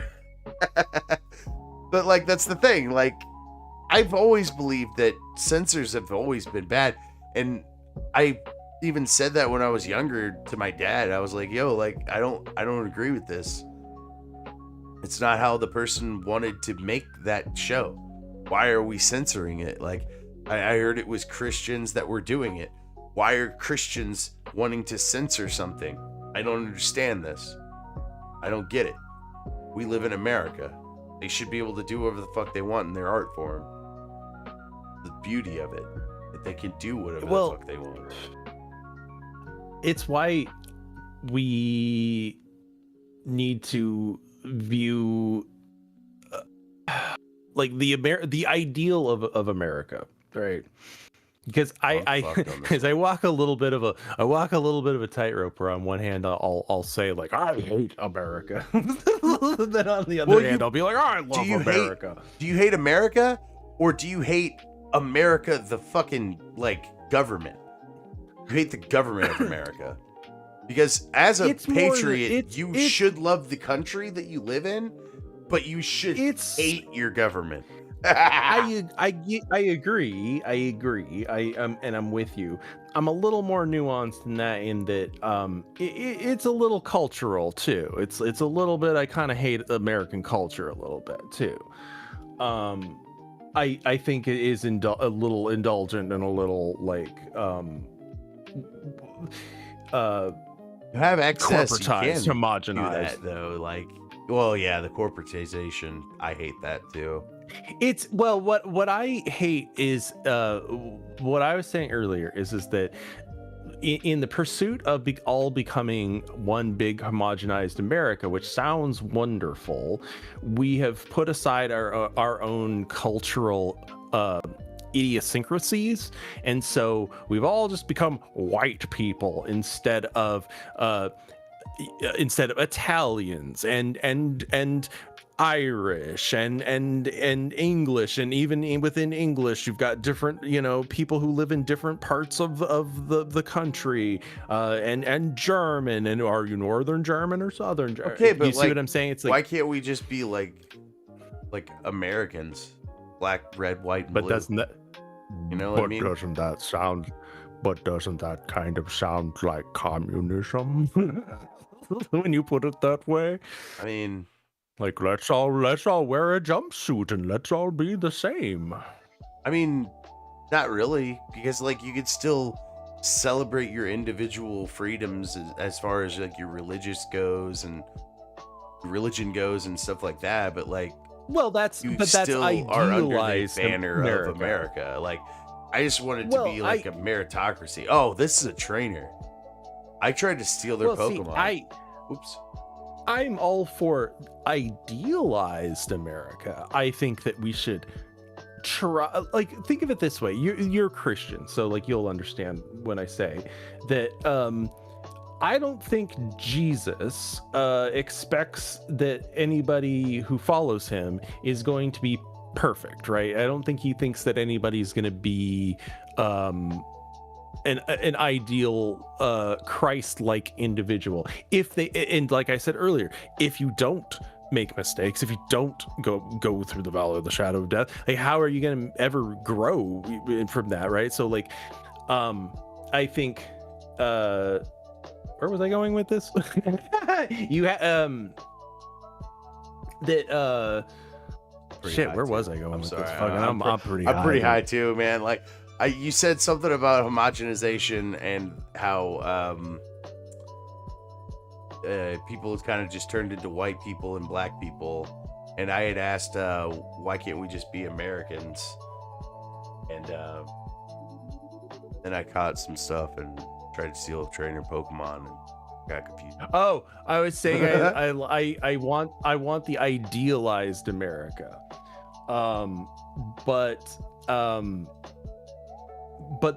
That's what I was gonna say. Is that the idealized America is like trying to say that you want to be like Jesus Christ, right? Nobody can be like Jesus Christ. He's perfect, right? He's the Son of God, right? So like nobody's gonna be that kind of perfection, right? So nobody expects you to be that perfect. That's what the way I look at America, right? Where it's just like, okay, this is a great idea if that we can all be like Jesus, but we're not anywhere near Jesus. No, yeah, but like, Does that make sense? I get it, but like, still build it on merit though. Like that shit worked. Like merit fucking definitely works as far as structure. I actually really agree with what Dujinat said. God isn't perfect and we're created in his image. That's what I say is that you have to be able to understand the balance between working with emotion and working with action, right? Like I said before, if you work with emotion, you're putting aside the letter of the law, and if you're only following the letter of the law, you're being a pedantic asshole, right? So like you have to have the balance. It's being a father. If you only punish your child, you're being abusive. If you only give your child cake, you're being indulgent. You're you also have being to abusive. have some kind of a balance, right? Exactly. Yeah, exactly. Like you're abusive if you take either extreme. God the Father wants us to be like him, the Father, like a dad. You have to be somewhere in the middle on these things. Yeah, exactly. And that's where objective truth comes from. When a mommy and a daddy love each other very much.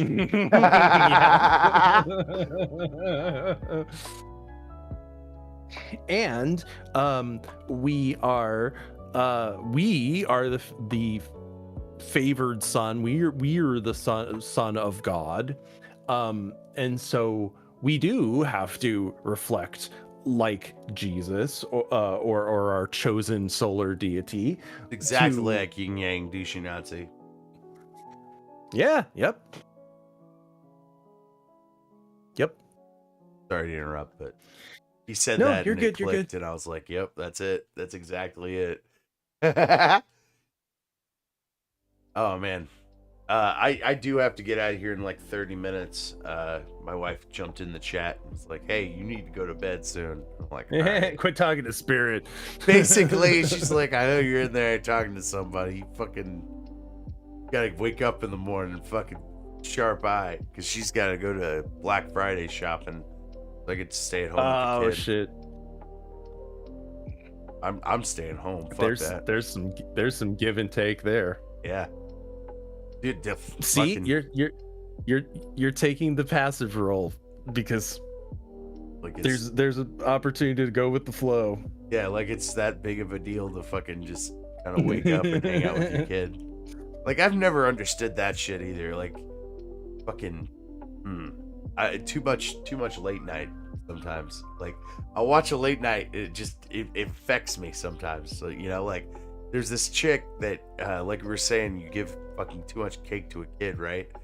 This chick was feeding her kid like McDonald's, and like the kid was just wolfing down the fucking like whole like McDonald's Happy Meal.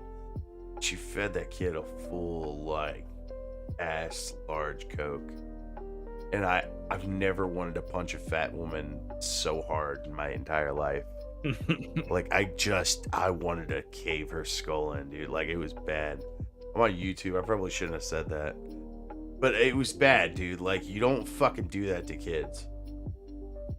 Well, and you see how spiritually, right? If you want to look at it that way, that comes from that place of emotion. You want to do the right thing, quote unquote, which in this case you perceive to be acting with emotion, right? I don't want my kid to have to ever suffer I love my child so much that I don't ever want him to. He will never step on a thorn ever. He will just eat cake for the rest of his life, right?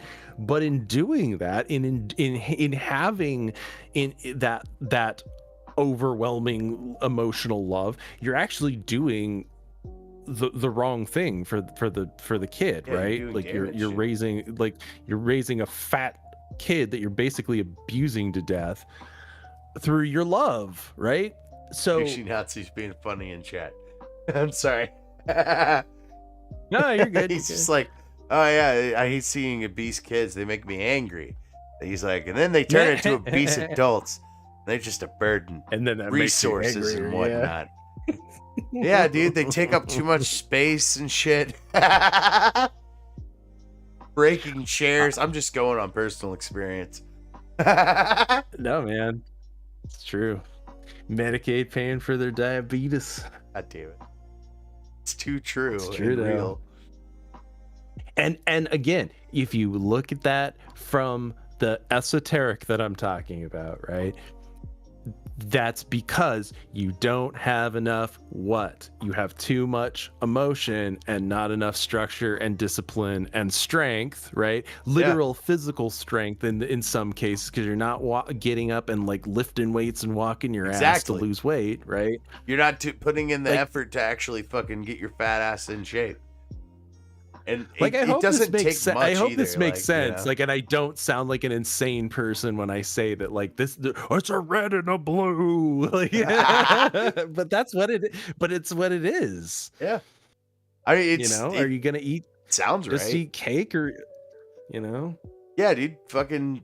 Oh my god, that makes too much fucking sense, Spirit. Why is it all connected? Like, I knew some of it was connected, but literally everything is connected. Like, the fuck? Because again, it's an ordered system, and there is a rhyme and a reason to it. I think the people who want to do bad things to you and to the world want you to be distracted by dumb bullshit, so you don't think about these things. They want you. You know what? They want you to think like some of this stuff is infantile. Like when I talk about numbers and the alphabet and colors, they want you to go, oh, Spirit's talking about like kindergarten shit. Like, look at him. Yeah, but you didn't fucking look into it like Spirit did. That's the thing. Like, they want to mock that as like elementary kindergarten bullshit because they don't want you to think about like what does that do to you psychologically? What is the meaning of the number 1 though? Like we talk about the number 1, but what does it mean? What is the meaning of number 3 and 4 and 5? Like, what do those mean though?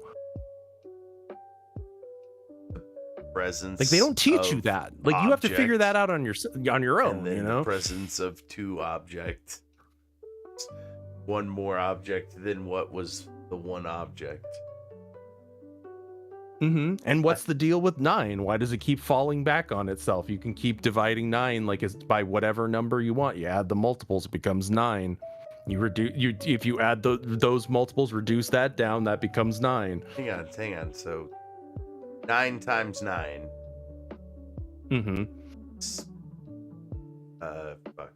That was here. I have a chart. No, give me a second. I have a chart.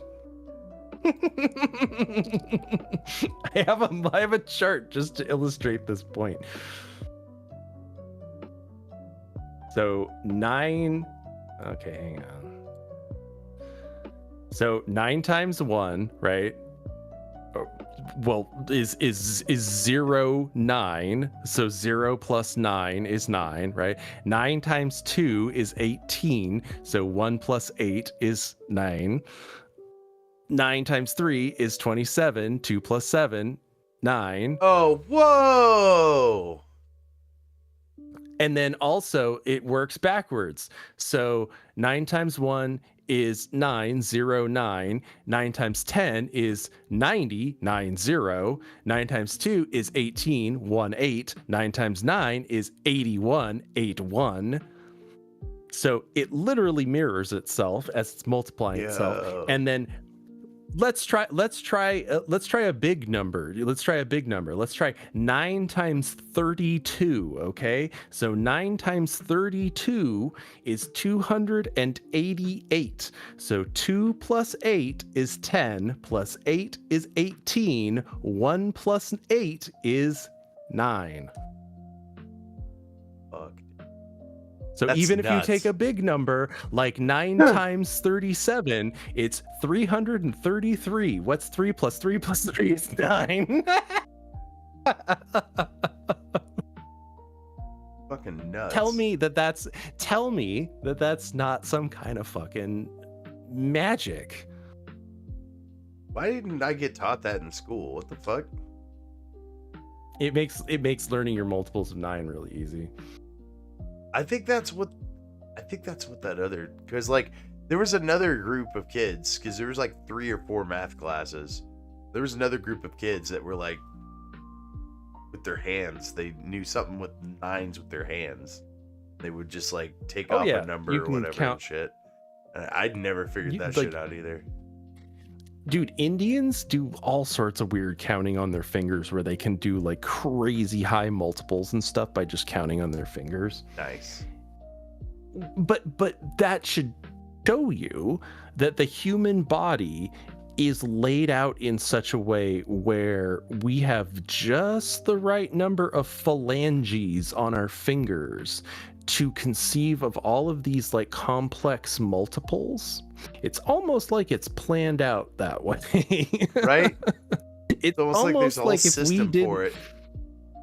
Right, and it's almost like it's written into our body to use a base 10 system, because it's like, I wonder what number we should use for our, our system. Oh shit, I'll look at my hand. Oh, 10, Right? It's almost like, Oh, right. I have to it's beat the written into fucking our gym bodies, to do that. Go back we're to 10. like, we're created in his image, can be perceived a lot of different ways, right? And so if we are conceived as like a micro of a macro, if that makes sense, Okay.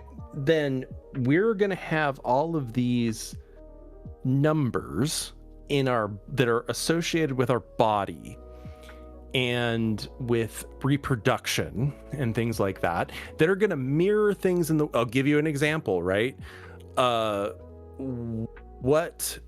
on our fingers, you have 14 phalanges on one hand and 14 on the other, so that's 28, right? So you have 28 phalanges on 2 hands, and that just happens to coincide with the number of days in a moon cycle, right? Oh, what the fuck? And Okay. that just happens to coincide with the number of days typical in a women's menstrual cycle, huh? Like it just happens to be that, like, in ancient times, women could count their menstrual cycle by just counting the number of phalanges on 2 hands. Like, these things that are part of our biology and part of like reproduction are not only just in our body, they're like tied into the sky. Fucking nuts. Astral periods. Yeah, dude. Dude. Fucking Everything crazy. is just the right amount of everything. Distance from the sun, and exactly. And the eclipses just happen to line up perfectly, right? It's just, you can't tell me there's not some design within that. Yeah, and that's kind of what the God particle, when they found that's what scientists were saying too. They were like, there's systems to things, man. We're finding out, like, there's like whole systems that we're figuring out and shit. And it's like, all right, yeah, that fucking kind of tracks, like if there's a grand creator, they're gonna make systems in place to where things run properly, like, Right. I wouldn't think that the person that created this whole shebang wouldn't know what the fuck they were doing,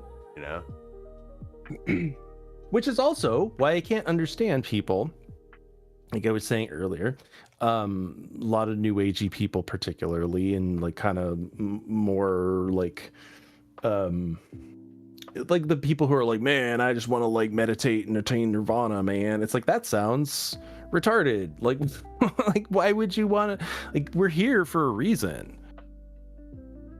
Yeah. So like, you just like again, you just want to eat cake. Like, you don't want any bad things ever in chat. I don't know if it's a joke or whatever, but like, think about this, man. Like, if you are actually angry at God, think of him in like your actual dad, right? Yep. How would your dad process that? You would be like, I don't like that he's angry with me. First off, I love my son, you know, but like a good dad at least, I guess. But like, you would also probably be like, well, fucking, you know, get over it, I guess. I don't know, man. Like, that's kind of how God kind of rolls, man. He doesn't really fucking, he cares, but he doesn't care much, you know? He has that light feather touch that a parent does, you know? Like, you have to fucking have that kind of Midas touch, because otherwise you'll fuck something up. Yep. And things will get worse. Can I attack the douchey Nazi for a second? Yeah, go for about this? First of all, man, I'm really sorry to hear. Sorry for your loss, man. Yeah, man, I'm really sorry for your loss. Yeah, man, I any emotions you're feeling are like, first of all, are valid, you know? Like, you're gonna feel the way you're gonna feel. I'm not gonna shame you for that, man. And that's the thing too, yeah, like God would understand if you're angry at him. You know, like, yeah, man. That's, parents know. They know when you're angry at them. They know like what happens or whatever, and they know. Sorry, Spirit, but yeah, like, no, you're good, man. You're good. Good. You're good. Yeah, man. I don't know like what religion you are, or even if you are religious or whatever. It doesn't matter, because I believe that all of this stuff is what I said earlier. Is it's ecumenical. Truth belongs to everybody, man. And I think at the end of the day, a lot of these myths that we talk about and we retell, a lot of them are telling the same stories. And no, you're not. No, because look, no, dude, because you're experiencing something that, and that's a double essentially whammy thing, dude. Like, that's rough. Sure. Yeah, and you're going through something that is a primal thing that men are gonna go through. And we live in a society where we don't have systems in place to kind of cope with those things. But really, buddy, what you're going through, actually, we do. We have to turn to like the stories and the myths and the religious stuff. Like, that's why it's there. I don't know what religion you are, but you can use whatever metaphor works for you. If you definitely if you believe in Jesus and the resurrection, then you can see it that way, man. It's that it's about fathers. As a father, you want your son to be the best he can be, right? And obviously, right, like the highest thing you can do as a father is having a successful son, right? And so as a son, we have the anxiety of, oh my God, I have to live up to my father and all the things he's done, or oh, I don't want to be a loser like my dad, right? And we have to live with that anxiety as sons, right? But as fathers, they also have to live with the idea that my son's gonna surpass me one day. My son's going to outlive my legacy and spiritually castrate me in the metaphorical sense, because that's the achievement of a dad, is when that happens. Because when your son spiritually castrates you, like, you've achieved true fatherhood, because you've raised a son who has exceeded your legacy, right?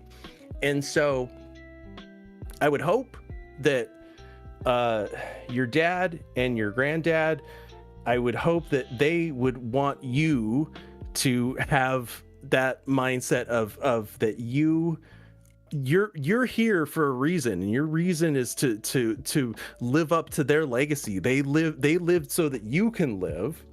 And like the sun sets, the sun rises, and you are the risen sun. You are the resurrected sun.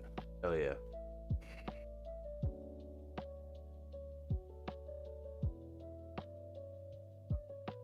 Like, I hope that makes sense, and like I hope that doesn't sound like, you know, me just talking a bunch of garbage. But you know, dude, just remember that you, man, the way I see it too is like, you are a son to a father, right? You're like a son B, because he may have screwed up, and every screw up he's done, probably told you not to do it because he's already done it and he's already fucked it up. And that's powerful shit if you listen, you know? And I was talking to lose both earlier of them about like that is fucking brutal, dude. And yeah, I for one, I'm gonna be praying for you, homie. I was talking earlier, and I know it sounds, I realize how ridiculous it sounds. Hopefully it sounds ridiculous, and hopefully it will bring some levity to this situation. But I recently realized how this is all encoded within the Lion King. God damn it. It's true though, and it's what he's going through. I mean, it's look, man, Mufasa tells Simba, hey Simba, one day this, you know, sun's gonna set on my rule, but the sun will rise on yours. You will be the new king, but don't go to the dark place, you know. But Simba's gotta go to the dark place. You're in a dark place right now, buddy. Like, you're in the dark place, but that's okay. You gotta go to the dark place to be risen as the newborn king. Exactly. The circle of life. And just don't let like, I know that sounds, I know it sounds either. silly. I know what I just said sounds absolutely silly, but it's the language of symbols and metaphor and myth, and that's why we have these things. Hell yeah. It's okay to feel miserable. Like, again, you're in the dark place. You're in the belly of the beast. Sorry if I use a lot of mythological terms, but that's how I contextualize these things for myself, right? You're in the dark place right now, like in the Lion King. Exactly. You know, and it's okay. Like, you have to walk through the valley of the shadow of death, right? Like, and fear no evil, to be the newborn king, like, of your own life, of your own existence. Just try to be the best. I know that sounds silly. I know that sounds absolutely silly, but it's true. But it's true. But yeah, I get what you mean though. Like, and like Mufasa even said though too, don't go to the dark place. You know, don't let that darkness consume you. Come out the other side a changed man, yes, but one that is better in strength. Is strong enough to fucking burden all of the weight that you have to burden as a man, whatever that is. You know what I mean? It's how we grow. Yep. And it's and I don't know your dad, but I know that any dad, I would hope, would want their son to grow and to outgrow their legacy, because that's what a good dad would want. That's what it's all about. To do that, yeah, and the only way you can grow is to go to the dark place.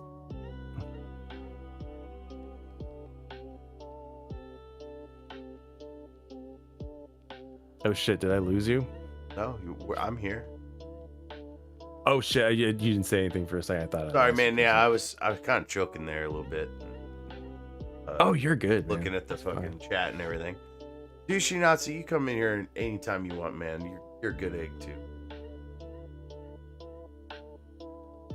I'm glad Spirit came on, because use that anger though, man. Fucking use that anger and try to fucking push towards whatever you need to try to, because like it's, man, I hate to be like Ray, but like the critical eye thing is a real deal, man, that Ray talks about. Like it, and his videos have helped me with my anger, really, because it's all about that impulse control and shit, and like trying to use that anger in constructive ways and stuff.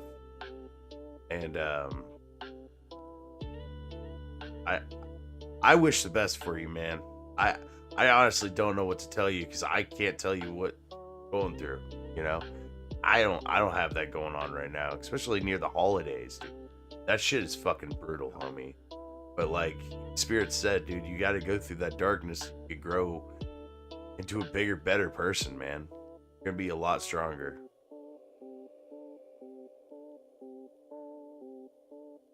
It again, metaphors, right?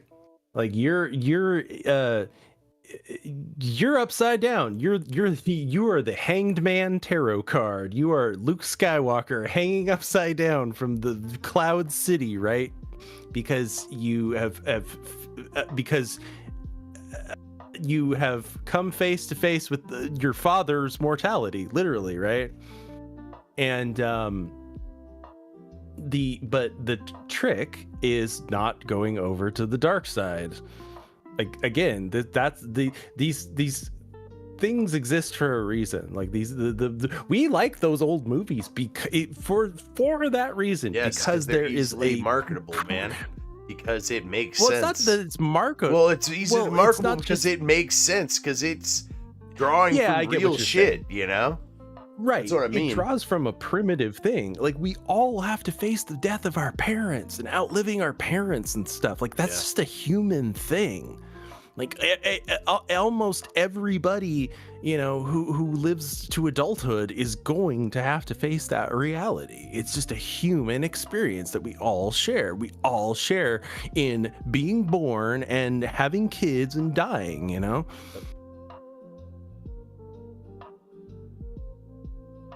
It's why I think it's stupid to put people into like religious boxes in that sense, because it's like we're all trying to cope with the same human experience, right? And we all just have different words for what we call that thing, but it's the same thing. We're all trying to live through the same human experience of we've been thrust into the world without choice, and now what? Now what? We've been kicked out of the garden where there was just oneness between us and our creator, and now we're in this world of duality. And oh my God, I have to take a car to work every day, and you know, and I have to pay bills. What is this? 100%, man. But that's the whole deal, right? All right, well, it's... I hope that makes sense. It's 2 o'clock, like on the dot. I gotta get out of here because I gotta wake up in the morning and watch the kid and whatnot. Everybody enjoy your Thanksgiving, and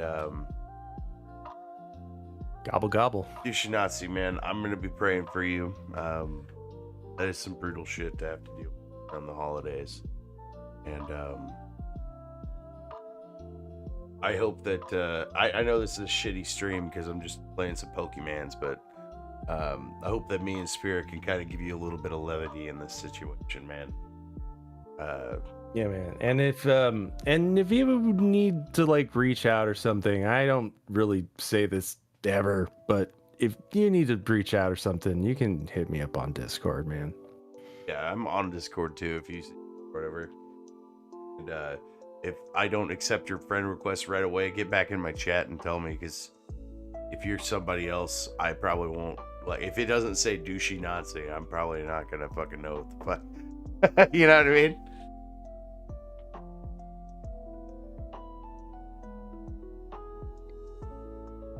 So I'm gonna go ahead and kill this stream. I'm gonna whoever's on Rumble and see if there's anybody there to raid. Thanks for letting me hang out and share some Thanksgiving. Dude, you're always Quality welcome to come time on, with- man. with you. I appreciate you hopping on, man. Yeah, man. I like coming on here and shooting the shit. Fuck yeah. Oh, it looks like Mersh Good is playing people around Cyberpunk here. still. I raid Mersh. Why not? Hey. Hey.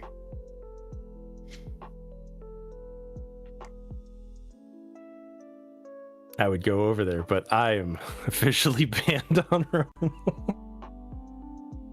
Yeah, you I don't know how the fuck that works either, because Ministry Dude was doing a fucking movie rep over there. Doing a stream. I like You thought about doing a stream with things your dad like? Go for it. You should. You should. oh dude, yeah. That'd be kind of cool. Let's call it like a celebration of life or something. Alright guys, I'm gonna get out of here. Until next time, I'm Professor Grass, and this has been Spirit. Delightful guest appearance. We're at 4 minutes. Ew. We're at 4 hours and 20 minutes. That seems like a just perfect time to stop. So Perfect.